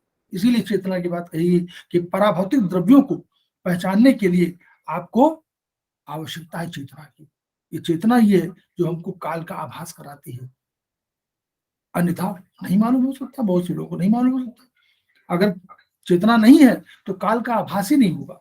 तो यह महत्वपूर्ण तत्व पराभौतिक द्रव्य है जो काल के रूप में है। उसी तरह दिशा, दिशा क्या है? दिशा भौतिक भी है और पराभौतिक भी है। भौतिक क्या है? भौतिक तो आप दिखाई पड़ता है कि आपको पूरब दिशा में जाना है, तो पूरब दिशा आपको लगता है कि इधर है, पश्चिम दिशा इधर है, उत्तर दिशा मान लीजिए इधर है, और उत्तर दिशा इधर है, दक्षिण इधर। मान लीजिए आपने कहा कि बाएं है, यहाँ सूर्य है, जहाँ सूर्य है, ये दिशा का ज्ञान हुआ। लेकिन दिशा क्या है? दिशा भी पराभौतिक द्रव्य माना गया है, और गतिशीलता दिशा के कारण ही है। ये दिशा का ज्ञान नहीं होता, दिशा पराभौतिक है। वो क्या करती है? देखिए, जो एक डायरेक्शनल चीजें हैं वह दिशा की वजह से है। नदियों में जल प्रवाहित होना, भाई जल आ रही है, पेड़ पौधे इस दिशा में बढ़ेंगे, जल इधर बहेगा, पक्षी आकाश में ऐसे उड़ेंगे। ये सब जो गतिशीलता है वह है। गतिशीलता के लिए एक वो भी आयाम है वायु, लेकिन दिशा की गति, या जैसे मन की गति बहुत तेज है, वैसे दिशा भी परिवर्तित हो सकती है। तो दिशा के परिवर्तन का मतलब ये हुआ कि पराभौतिक द्रव्य का कहीं विचलन, पराभौतिक द्रव्य का कहीं विचलन है। तो ये गतिशीलता, लेकिन एक दिशा में, एक दिशा की ओर जाना, यह जो है पराभौतिक द्रव्य के कारण ही संभव है। जब गतिमान होते हैं तो किसी दिशा में गतिमान होते हैं, तो दिशा तो वो दिशा भौतिक है, लेकिन अगर मन की दिशा सही नहीं है तो हम सही दिशा में गतिमान नहीं हो सकते। पेड़ पौधे एक निश्चित दिशा में बढ़ेंगे, नदियों के जल में होगा, सारी चीजें जो हैं कि समस्त क्रियाएं एक निर्धारित दिशा में बढ़ती हैं। और यह दिशा जो जब पराभौतिक दिशा है, पराभौतिक जो द्रव्य है दिशा, अगर आपने उसको सही से पालन नहीं हुआ, आपकी दिशा गड़बड़ हुई, तो आपका जीवन दूसरी तरफ चला जाता है। तो यही उसका अर्थ कहने का है कि सबकी दिशा तय है। आपके शरीर सबकी दिशा तय है, चाहे वायु की दिशा हो, चाहे अग्नि की दिशा ऊपर होते, जल की दिशा नीचे की ओर बढ़ती है, वायु इधर भी, वायु की दिशा इधर उधर दोनों तरफ बढ़ती है, तो कहीं भी जा सकती है, बाएं भी दाएं भी, आगे पीछे भी। तो ये सब सबकी दिशा बिल्कुल तय है। तो इस जगत में शरीर की गतिशीलता का दिशा के अभाव में कोई गतिशील या क्रियाकलाप संभव ही नहीं है। तो दिशा दो रूप में है, भौतिक और पराभौतिक दोनों रूपों में। और पराभौतिक रूप में दिशा अगर भ्रमित हो गई तो ये बीमारी के रूप में मानी जाती है। मन चीफ एग्जीक्यूटिव अधिकारी है, स्वयं सक्रिय है, आत्मा निष्क्रिय है, लेकिन इसके पास अधिकार कुछ नहीं है, अधिकार ग्रहण करता है आत्मा से। लेकिन सब इंद्रियों को वश में करने का कार्य इसी को है, उसका कार्य यही है। इसी के माध्यम से हम जगत की वस्तुओं को महसूस कर पाते हैं, क्योंकि यही अंतःकरण है, और यह बाहर से इंद्रियों से ये पूछता है कि आपने क्या देखा, तो बताते हैं कि हमने ये भी देखा। मन की गति वायु से तेज है, इससे अधिक गतिशील कोई नहीं है।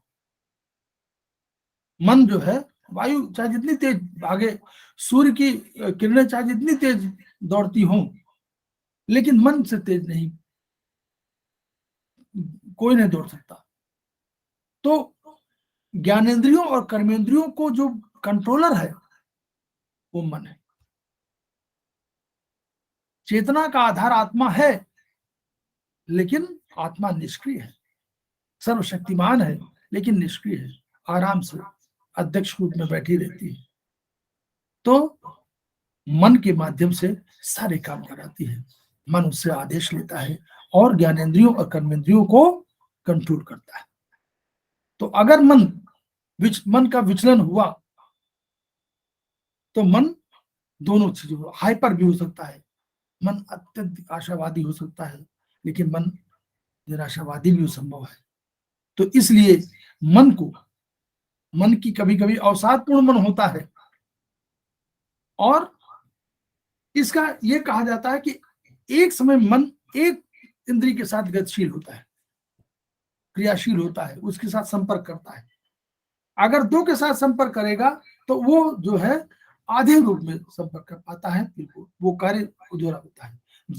जो इंद्रिय उसको जो चीज बताती है उसी को उसको ध्यान देना होता है, और जिस इंद्रियों को जो काम करना होता है उसी को ध्यान दे, तभी वो मन, जैसे कहेंगे कि आप पढ़ने में मन नहीं लगा रहे, इसका मतलब क्या हुआ कि उस जो इंद्रिय जो काम कर रही है उस इंद्रिय के साथ मन का जुड़ाव नहीं हो रहा है, तो पढ़ने में मन नहीं लग रहा।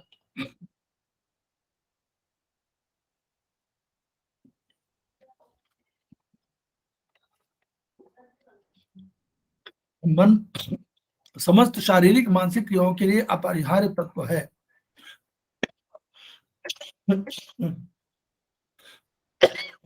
अब आत्मा क्या है? आत्मा पराभौतिक सत्ता है। क्या है? सबसे अधिक। अब देखिए, हम लोग जो चर्चा कर रहे हैं इस पर, आत्मा पर, तो आत्मा की चर्चा थोड़ा सा डिफरेंट ग्रुप में है। आत्मा को हम लोग नहीं मानते। आत्मा को हम लोग गीता में जो वर्णित है आत्मा, ऐसे शायद उस रूप में हम लोग नहीं मान रहे हैं। हम लोग उसको द्रव्य कह रहे हैं। जब द्रव्य कहते हैं तो द्रव्य नष्ट भी संभव है, नष्ट भी हो सकता है। तो ये आत्मा हमारी पराभौतिक सत्ता है, लेकिन यहाँ आत्मा का विशेषण गीता की आत्मा नहीं है। ये बता दें, हम लोग चिकित्सा के रूप में हम लोग आत्मा का प्रयोग कर रहे हैं कि आत्मा इस शरीर की चेतन अधिष्ठाता है, रिजाइडिंग लाइफ फोर्स जिसको ये कहना चाहिए, मतलब चेतन अधिष्ठाता है, जो चेतना दे रही है वो आत्मा। ठीक है, तो इस पे शरीर की संपूर्ण क्रियाएं को ये नियंत्रित करता है। कैसे? मन के माध्यम से करता है। अब वो बैठा हुआ है लेकिन वो नियंत्रित करता है। केंद्र बिंदु यही है, और यही अपनी चेतना से मन के माध्यम से सब कामों को प्रोत्साहित करता है। और सबका, आपका जगत का भी दो ही काम तो हुए, जगत से आपका संपर्क कराना और जगत में आपको एग्जिस्ट कराना। तो जगत में ज्ञानेंद्रियों ने आपको पहला ज्ञान दिया, और ज्ञानेंद्रियों के माध्यम से मन ने प्राप्त किया, मन से आत्मा ने प्राप्त किया, और आत्मा के द्वारा निर्देशित किए जाने पर मन ने कर्मेंद्रियों को वैसा ही आचरण करने का निर्देश दिया। यह पूरा आत्मा का कंसेप्ट है। आत्मा को हम लोग अभी ऐसा नहीं मानते कि आत्मा कभी नष्ट नहीं होती। इसमें ऐसा नहीं है कि आत्मा नष्ट नहीं होती। आत्मा रूप परिवर्तन होता है, लेकिन हो सकता है आत्मा नष्ट भी होती हो। क्यों? क्योंकि शरीर और आत्मा का संबंध ऐसा हो सकता है कि जैसे उसमें कहा गया कि कपड़े आप बदलते हैं, तो मान लीजिए आपने पूरे जीवन में 100 कपड़े बदले, तो पहले कपड़े वाले को तो मालूम ही नहीं होगा कि वो शरीर अभी है जिसने हमको हटा दिया था। तो उस रूप में आत्मा जो है संचालक और नियंत्रक तो है, लेकिन आत्मा एक द्रव्य के रूप में है। पराभौतिक द्रव्य जरूर है, लेकिन एक द्रव्य है। तो इसको हम लोगों ने आत्मा को मस्तिष्क से जुड़ा हुआ है, जिसमें विचार, भाई मस्तिष्क क्या करता है? जो ब्रेन, कॉर्टिकल ब्रेन, और जो हम लोगों ने 9वीं उंगली में, फिगर नंबर 9 में, थंब में हम लोगों ने क्या माना है? हम लोगों ने आत्मा माना है। और उसमें हम लोगों ने क्या एस्टेब्लिश किया हुआ है आत्मा में? हम लोगों ने उसमें नीचे ऊपर कॉर्टिकल ब्रेन, यानी बात जॉइंट में कॉर्टिकल ब्रेन, और नीचे कफ जॉइंट में हम लोगों ने न्यूक्लियस, यानी हम लोगों ने माना कि संपूर्ण जो क्रियाकलाप हो रहे हैं मानसिक, जो आत्मा कर रही है वो ब्रेन कर रहा है। तो हम लोगों ने आत्मा को ब्रेन के रूप में यहाँ पर माना है। इसलिए चिकित्सा की दृष्टि से आत्मा जो है वह मस्तिष्क के समतुल्य चिकित्सा के लिए मानी गई है। तो यहाँ आत्मा की विवेचना का अर्थ नहीं है, बल्कि आत्मा को हम लोग किस रूप में समझ रहे हैं। आयुर्वेदिक एक्यूप्रेशर में, ये आयुर्वेदिक एक्यूप्रेशर की बात है, हम आत्मा को आयुर्वेदिक एक्यूप्रेशर में एक द्रव्य के रूप में समझ रहे हैं। पराभौतिक द्रव्य है, सर्वशक्तिमान है, अध्यक्ष है, अपने सीईओ के माध्यम से सब नियंत्रण कर रखती है, लेकिन सीधे संपर्क इंद्रियों से नहीं करती, मन के माध्यम से करती है। और इसका जो केंद्र स्थान है वह मस्तिष्क में जहाँ है वहां चेतना वहीं पर है, और यह सब जगह विद्यमान है। इस पर आत्मा चूंकि सर्वशक्तिमान है, सर्वव्यापी कहा गया है, तो सर्वव्यापी का यह है कि ये कोश में भी रहती है। हर हमारा सबसे छोटा सेल है भाई, हमारा शरीर, शरीर के बाद हमारे सिस्टम्स आ गए, सिस्टम्स के बाद हमारे पास ऑर्गन आ गए, ऑर्गन से हमारे पास टिश्यू आ गए, और टिश्यू के बाद हमारे पास सेल आ गए। तो सेल में भी एक कोई आत्मा तो है, तो सेल में जो है वो कोश आत्मा है, कोश की आत्मा, वो सेल की आत्मा, क्योंकि प्रत्येक सेल अपने आप में जीवित है, प्रत्येक सेल सारी एक्टिविटी करता है जो हमारा शरीर करता है। तो अगर हमारी आत्मा परमात्मा से संबंध रख रही है, परमात्मा माने जो ब्रह्मांड की आत्मा है, अगर ब्रह्मांड की आत्मा से हमारी आत्मा संपर्क कर रही है, तो हमारी अंदर जो आत्मा कोश आत्मा से भी संपर्क करती है, उसी रूप में जैसे पराभौतिक रूप से और परमात्मा से आत्मा संपर्क कर रही है, वैसे आत्मा से कोश आत्मा संपर्क करती है। तो वो क्योंकि हर सेल जीवित है, उसके अंदर आत्मा, तभी तो वो अपने आप कहती है कि हम 2 हो जाएंगे, फिर 4 हो जाएंगे, फिर लड़ेंगे, फिर हम दुश्मन से अटैक करेंगे। तो ये जो कर रही है वो कोशात्मा की वजह से कर रही है। इस रूप में हम लोग चिकित्सा के दृष्टि हम लोग पढ़ रहे हैं, हम लोग इस पर विवेचना नहीं कर रहे कि आत्मा क्या है।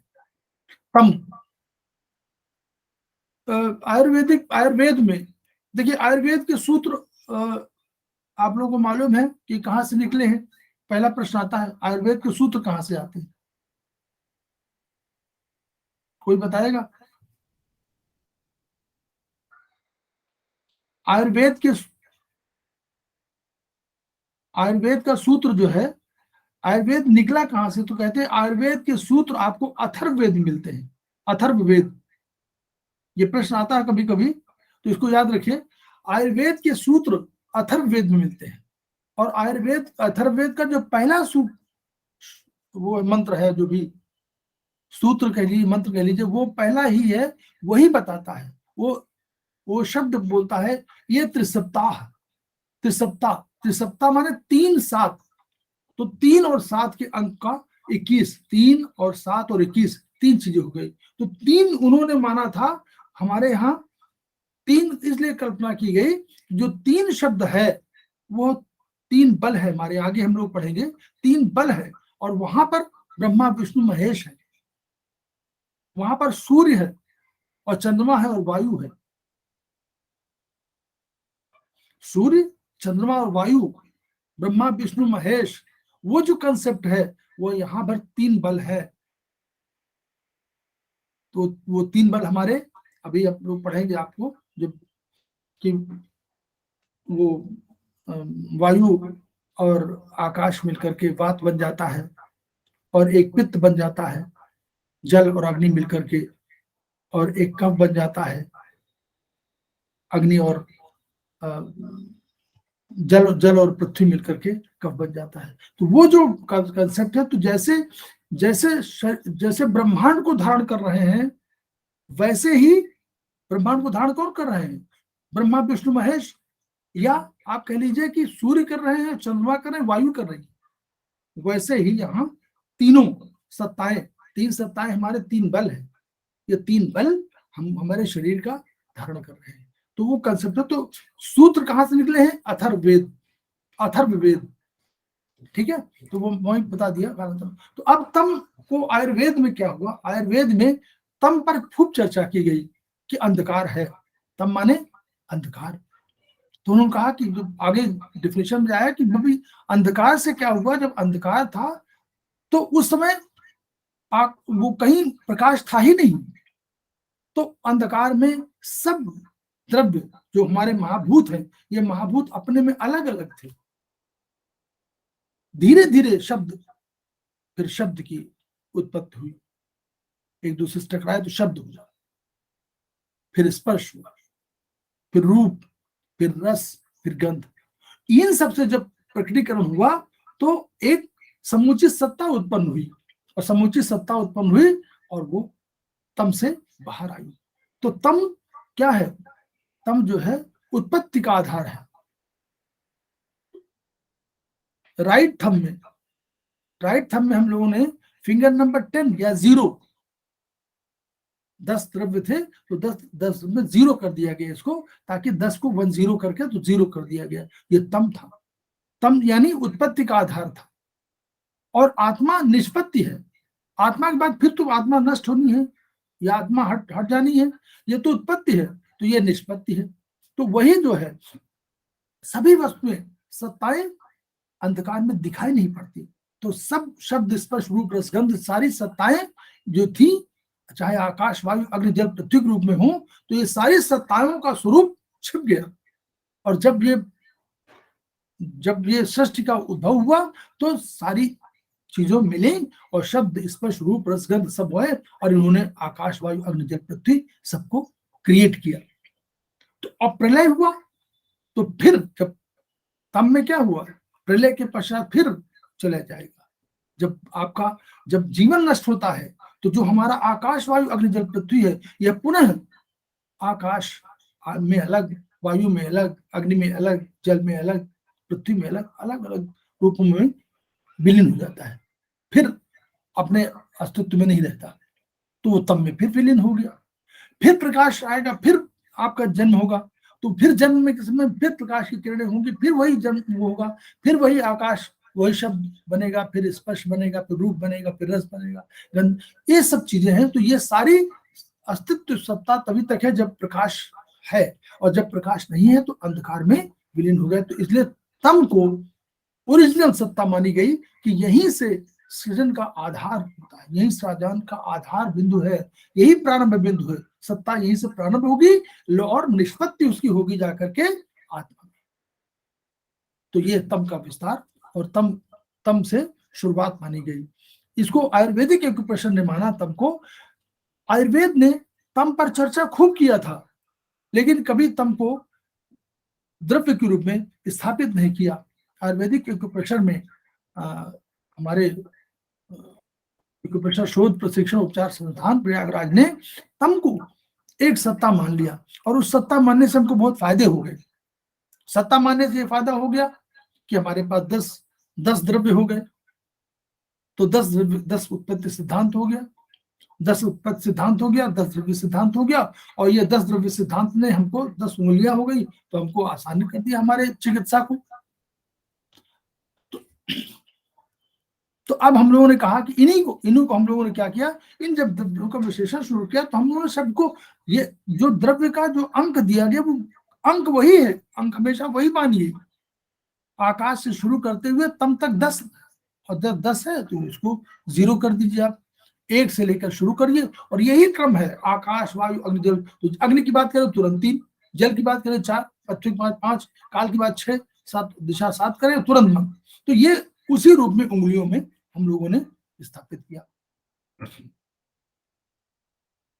अब एक चक्र, जैसे वहां चक्र बनाया गया था टीसीएम में, वैसे चक्र यहां भी बनाया गया। तो जो सत्ताएं बहुत सक्रिय थी, हम अब सत्ता से हम उन सत्ताओं के आधार पर ऊर्जा समझ लेते हैं। ऊर्जा मानिए, ऊर्जा मान लीजिए, इनकी ऊर्जा, जो ऊर्जा अधिक सक्रिय थी उस ऊर्जा को हम लोगों ने एक साथ रख दिया, और जो कम सक्रिय थी उसको एक तरफ रख दिया। और 0 और 10, वो 10 और 10, 9 तो उत्पत्ति थी 10, जिसको हमने तम में रखा, तो 0 उसको कह दिया। तो 0 तम उत्पत्ति थी और निष्पत्ति आत्मा थी, तो इसलिए इसको ऊपर आत्मा का रख दिया गया चक्र में, और नीचे जन्म और मरण। तो जन्म का हुआ उत्पत्ति जन्म 0 हुआ और आत्मा 9 नंबर हुई। ये बड़ी सत्ताएं थी और बड़ी ऊर्जाएं थी। तो इन ऊर्जाओं को हम लोगों ने नीचे रूप में रख दिया गया। अब चक्र की बात आई जब, तो चक्र में हम लोग ये हुआ, हम लोगों ने पिछली बार बताया था कि हम लोगों ने आधार, जो आधार हुआ, एक ये आधार हुआ हमारे, दूसरा आधार दाहिने और बाएं का हुआ, सामान्य और विशेष का। जब सामान्य हम लोग जिसमें हम काम करते हैं वो सामान्य, जिसमें हम लोग काम कर लेफ्ट में कम काम करते हैं तो वो हमारा विशेष। उसी तरह हम लोगों ने ये भी बताया था कि चाइनीज में भी कहा गया था कि जो दाहिना हाथ है, क्योंकि राजा दक्षिण की ओर तरफ मुंह करके बैठता था तो उसकी दक्षिण दिशा में हमेशा पश्चिम आती थी, उसके हाथ दाहिने हाथ में पश्चिम आती थी, क्योंकि मुंह उसका दक्षिण की ओर है तो पश्चिम में उसका दाहिना हाथ आएगा। और बायां हाथ जो था वो पूर्व की ओर जाता था, और बायां हाथ सूर्य का हाथ है। सूर्य जो है सबसे बड़ा यांग, तो यांग का सबसे बड़ा नियंत्रक कौन है? सूर्य। सूर्य यांग, पृथ्वी, पृथ्वी की रचना हुई इनसे और सूर्य की रचना हुई यांग शक्ति से। स्वर्ग और सूर्य और आकाश, तो आकाश की जो हुआ, आकाश में जो नियंत्रक सत्ता के रूप में सूर्य हुआ, स्वर्ग हुआ, स्वर्ग भी कमला कर दीजिए। तो स्वर्ग और सूर्य और आकाश ये यांग सत्ता के रूप में। तो जो यांग सत्ता थी सूर्य की, जब वो सामने दक्षिण तरफ बैठे तो यांग सत्ता बाईं तरफ आई, तो इसलिए लेफ्ट में यांग यानी अधिक ऊर्जावान द्रव्य इधर रखे गए और कम ऊर्जावान वाले इधर रखे गए। मतलब कम सक्रिय और अधिक सक्रिय। अब सक्रिय में क्या था? सक्रिय में था वायु, अग्नि और काल दिशा। वायु प्रबल, अग्नि प्रबल, प्रचंड, काल की गति, काल सब में कंट्रोल करता, दिशा बहुत प्रबल। तो इन सबको सक्रिय ऊर्जाओं को एक तरफ रख दिया गया लेफ्ट में, और राइट में क्या कर? आकाश, जल, पृथ्वी और मन। तो ये चार इधर हो गई, चार इधर, और थंब में हम लोगों ने 0। तो उंगलियों के आधार पर हम लोगों ने 10 उत्पत्ति चक्र को स्थापित कर दिया। जब ये तो राइट और लेफ्ट का बात है, तो जो दाहिने हाथ में हम लोगों ने 0 रख दिया, 1 4 5 8 रख दिया, और इधर 2 3 6 7 और 9 ये रख दिया हम लोगों ने। तो ऐसे ही हम लोगों ने 10 उत्पत्ति का एक चक्र बनाया। ठीक। अब ये वाला चक्र जो है, अगर आपको बता दूं, बहुत बढ़िया वो है, और इसको हम लोग ये जो अब ये पेज जो खुला हुआ है, हालांकि ये अच्छा खुला हुआ है, मैं नहीं उसे कर पा रहा हूं, लेकिन मैं इसमें बताने की कोशिश कर रहा हूं। आप आपके पास अगर किताबें हो देखते जाइए। तो हम लोगों ने पिछली बार ये बताया था कि हम लोगों ने कैसे इसको द्रव्यों को रखा था, तो वो बता चुका हुआ। अब द्रव्य के अलावा और चीजें कैसे रखी गई उनको मैं बता रहा हूं। अब हम लोगों ने अब वो आया था कि एक्शन आग्रह, हम लोग एक्शन, अभी ज्ञानेंद्रिय कर्मेंद्रिय की बात कर रहे थे। तो ज्ञानेंद्रिय कर्मेंद्रिय में आप देखें तो उन्होंने कहा कि पहले जब शब्द की बात आई तो शब्द हम लोगों ने कहा था आकाश है, तो ज्ञानेंद्रिय क्या है? शब्द है। तो शब्द क्या हुआ? 5 ज्ञानेंद्रिय और 5 कर्मेंद्रिय, तो यानी 10 में आ जाएंगी अपने आप ही। तो 5 ज्ञानेंद्रिय कैसे आएंगी? तो शब्द में क्या था? शब्द हमारा था, शब्द क्या था? आकाश। तो आकाश में हमने भले रखा हो लंग्स को उसमें, लेकिन जब शब्द आकाश है तो हम लोगों ने क्या किया? पित्त ज्वाइंट में रख दिया उसको, आकाश को, शब्द को। तो शब्द इसमें आ गया। रूप, शब्द स्पर्श आया त्वचा में, तो त्वचा हमारे पास सेकंड वायु थी, तो वायु में हम लोगों ने बीच वाले मिडिल ज्वाइंट में, जिसको हम लोग पित्त ज्वाइंट बोलते हैं, वहां पर हम लोगों ने वायु रख दिया, स्पर्श रख दिया। इसके बाद अग्नि के साथ रूप था, तो रूप हम लोग रख दिया तीसरी उंगली में। चौथे में हमारे पास रस था, शब्द इस पर रूप रस इसमें रख दिया, और गंध 5वें में था, ये रख दिया। अब तो ये तो उसमें हो गए। अब फिर जब काल और दिशा और मन की आत्मा की बात आई तो ये भी हमारे को ना, अब वो हमारे पास 5 कर्मेंद्रिय है, तो उन कर्मेंद्रियों में कैसे रखा गया काल को ये कहा गया कि काल की वजह से ही आप की वाणी ओजस्वी होती है।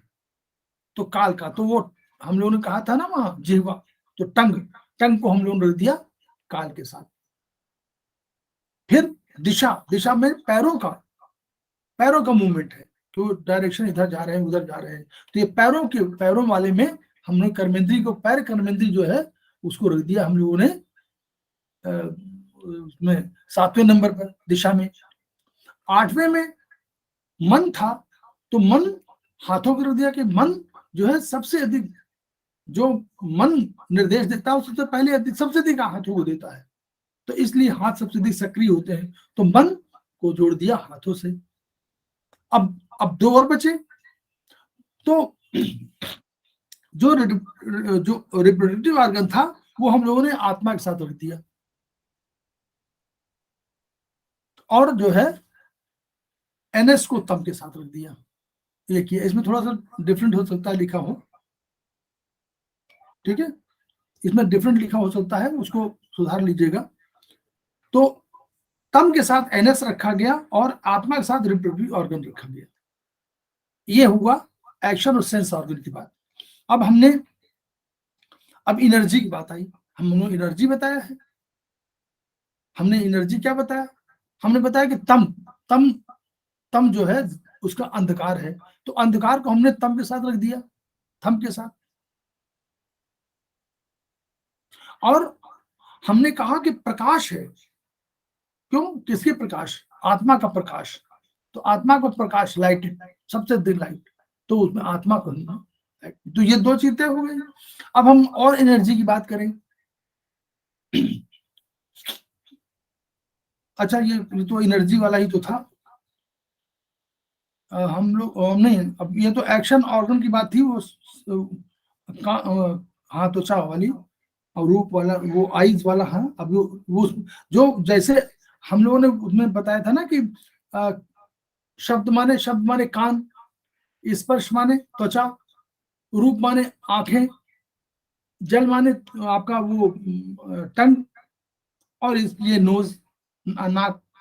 तो उस तरह एनर्जी में आया तो डार्कनेस और लाइटनेस अलग हो गई, और साउंड, शब्द, जो कान वाले शब्द, स्पर्श, रूप, रस, गंध, तो वो उसमें आ गए। अब जब देखिए एनर्जी में थोड़ा सा और ध्यान रखिएगा, एनर्जी, काल की एनर्जी आपको याद करनी पड़ेगी, और सब तो सरल है 5, लेकिन काल की एनर्जी अहंकार है, और दिशा की एनर्जी है उद्देश्य, मोटो, और मन की एनर्जी है संकल्प, हाथों से संकल्प लेते हैं ना। जैसे उद्देश्य को इसलिए कहा गया कि उद्देश्यहीन विचरण, जैसे आप कहीं जा रहे हो, पैरों से चल रहे हैं, तो उद्देश्यहीन, बोले उद्देश्यहीन भटक रहा हूं, तो जो उद्देश्यहीन भटका तो उद्देश्य से जोड़ दिया गया दिशा को, और संकल्प हाथों से लेते हैं इसलिए हाथों के साथ जोड़ दिया गया संकल्प, मन, हाथ मन थे तो मन के साथ जोड़ दिया गया संकल्प, और मन के साथ जोड़ दिया गया हाथ, और मन के साथ जोड़ दिया गया संकल्प। तो उधर हाथ हमारे ज्ञानेंद्रिय कर्मेंद्रिय के रूप में हुए, और इधर हमारे एनर्जी के रूप में हमारे पास संकल्प आ गया।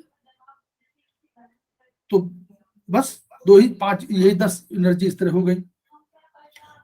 उम्र का तो खैर वो देखिए 0 से 10 वर्ष का था, तो 100 वर्षों का जीवन मानते हुए हमारे यहाँ जीवित श्रद्धा सतम है, तो हमारे हम लोगों ने 0 से 9 से 1 कर दिया, और फिर उसके बाद आगे उसको बढ़ाते चले गए, और 100 तक हम लोग 99 तक ले गए कि 99 वर्ष तक की आयु का है, तो आयु को हम लोग अध्ययन कर दिया। अब एंडोक्राइन सिस्टम, बॉडी होल्स, अच्छा होल्स की बात आ जाए, बॉडी होल्स, शरीर में हमारे यहाँ अगर आप होल देखें तो 10 होल हम लोग कल्पना किया। क्या, हम लोग नाभि को भी एक होल माना, क्यों, वैसे तो 9 9 की कल्पना की गई है, लेकिन नाभि हमारे यहाँ क्यों है? नाभि से ही हमारा जन्म हुआ है, तो होल है ही, कहीं ना कहीं उसको वो तो होल था, तो उस नाभि से जन्म हुआ है, उसको तन के साथ जोड़ दिया गया। पहला सिद्धांत होल की जब बात है, बॉडी होल की बात है, तो नेवल को जोड़ दिया गया, किससे? नेवल को जोड़ दिया गया तम से, तम है। अब 0 हो गया, और रिप्रोडक्टिव होल को जोड़ दिया गया 9 से। 2 बड़ी ऊर्जाएं थी ना होल की, नहीं आत्मा दो है, तो नवल को जोड़ा गया, हम लोगों ने उससे जोड़ दिया। और अभी बस नवल रखिए, तो उसको 0 कर दिया गया, मतलब 0 से, नवल जन्म से, और फिर आप शुरू करिए 1 से। तो अब देखिए, सबसे अधिक क्या था? शब्द था। तो शब्द में क्या है? अब ये राइट कहता है, तो राइट हमारे पास 2 कान, 2 नाक, 2 आंख, 2 कान, तो 6 ये हो गए, 7 8 नवल, और 9 10 गुदा और वो, तो ये जो 10 हुए, तो उसमें 0 तो हमने रख दिया नवल के साथ।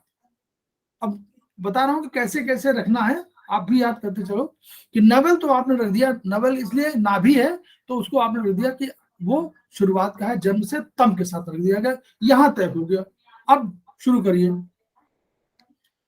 शब्द है, तो उसमें कानों का योगदान है, तो राइट ईयर, क्योंकि राइट की तरफ है था, तो इधर हो गया।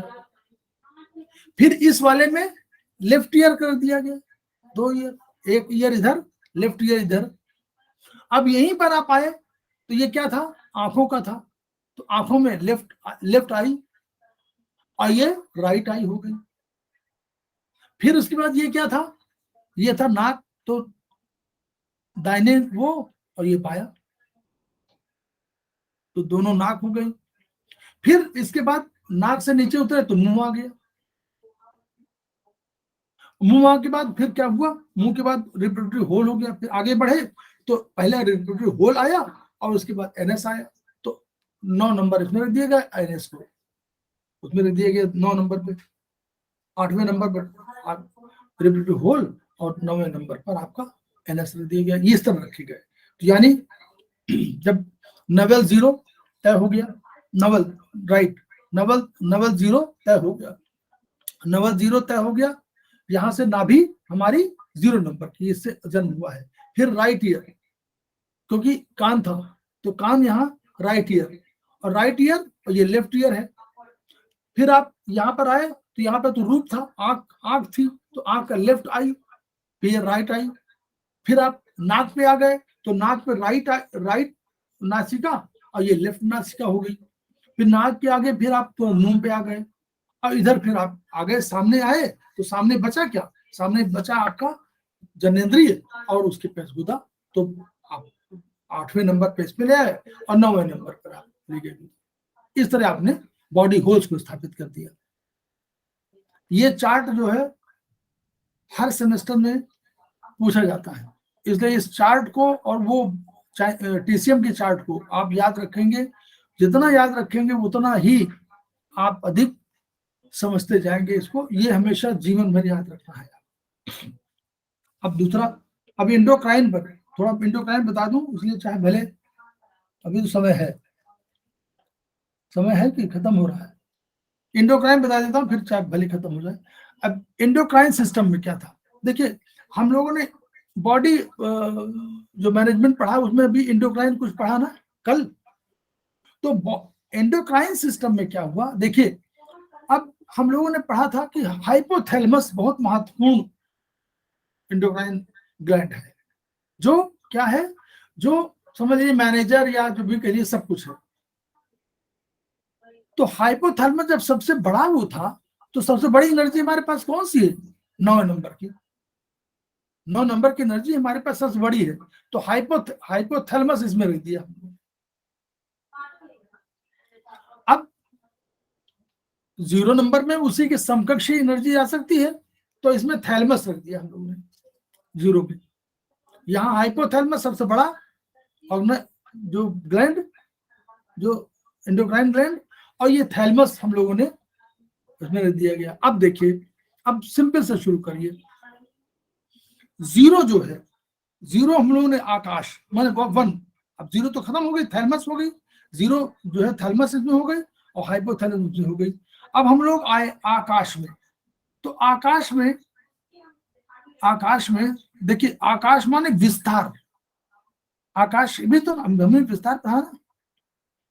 तो विस्तार में अगर आप कल्पना करें गोनेड्स का विस्तार कितना है, वो सूक्ष्म से होकर के और स्थूल तक है, छोटा सा सेल, और क्रिएशन कितना बड़ा, तो गोनेड्स को रख दिया गया आकाश में। गोनेड्स को मैं समझने की दृष्टि ऐसे याद करिएगा तो आपको याद जल्दी होगा। गोनेड्स को चूंकि विस्तार, आकाश के विस्तार के रूप में लिया गया था, इसलिए सूक्ष्म चीज थी और वो विस्तारित रूप में एक पूरे पुरुष और नारी के रूप में पूरा, तो गोनेड्स को इसलिए रखा गया आकाश के साथ। दूसरा वायु, वायु बहुत प्रबल है, प्रचंड है।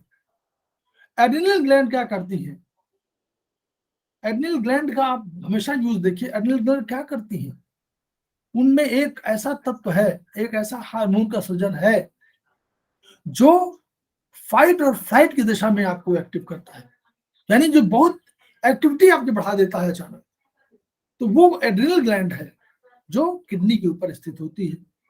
तो उस ग्लैंड को वायु के साथ जोड़ दिया गया। वायु प्रबल है, जैसे वायु प्रबल होती है वैसे एड्रिनल ग्लैंड का जो है सिक्रेशन वो प्रबल है। अग्नि, पैंक्रियाज, पैंक्रियाज को आप देखिए हिंदी में अग्न्याशय कहा जाता है, पैंक्रियाज अग्न्याशय कहा जाता है।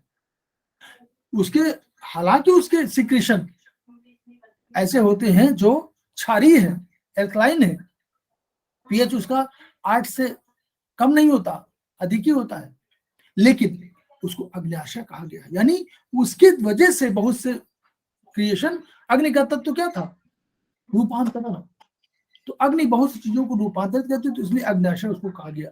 तो पैंक्रियाज को अग्नि के साथ जोड़ दिया गया।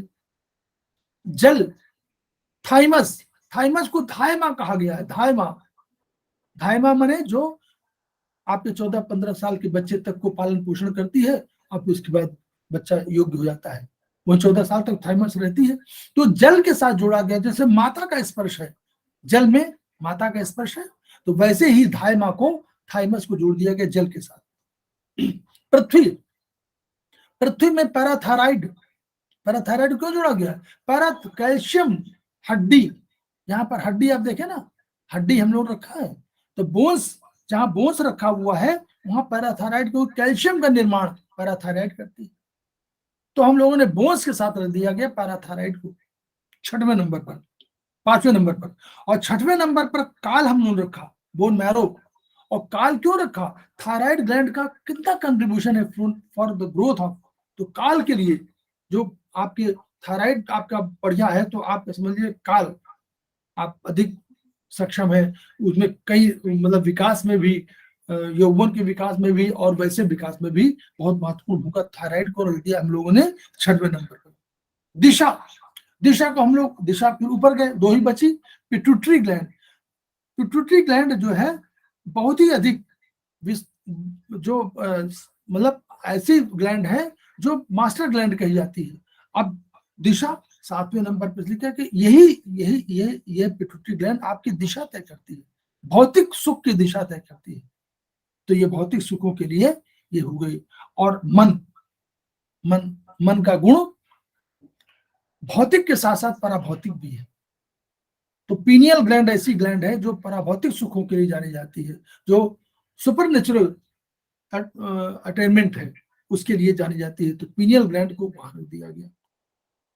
और हाइपोथैलेमस, थैलेमस बता चुके हैं। तो इस तरह इन्होंने एनर्जी को रखा टिश्यूज में, और पढ़ लीजिएगा, तो ये इस तरह यहाँ पर हम लोग टिश्यूज का भी पढ़ा देंगे वाली बाद में अगले उसमें, और यहाँ से हम लोग फिर शुरू करेंगे, और इसका हालांकि खत्म हो जाएगा वो, लेकिन इसको समझना है कि भाई हम लोग कैसे इसको पढ़ें और बस धन्यवाद, बहुत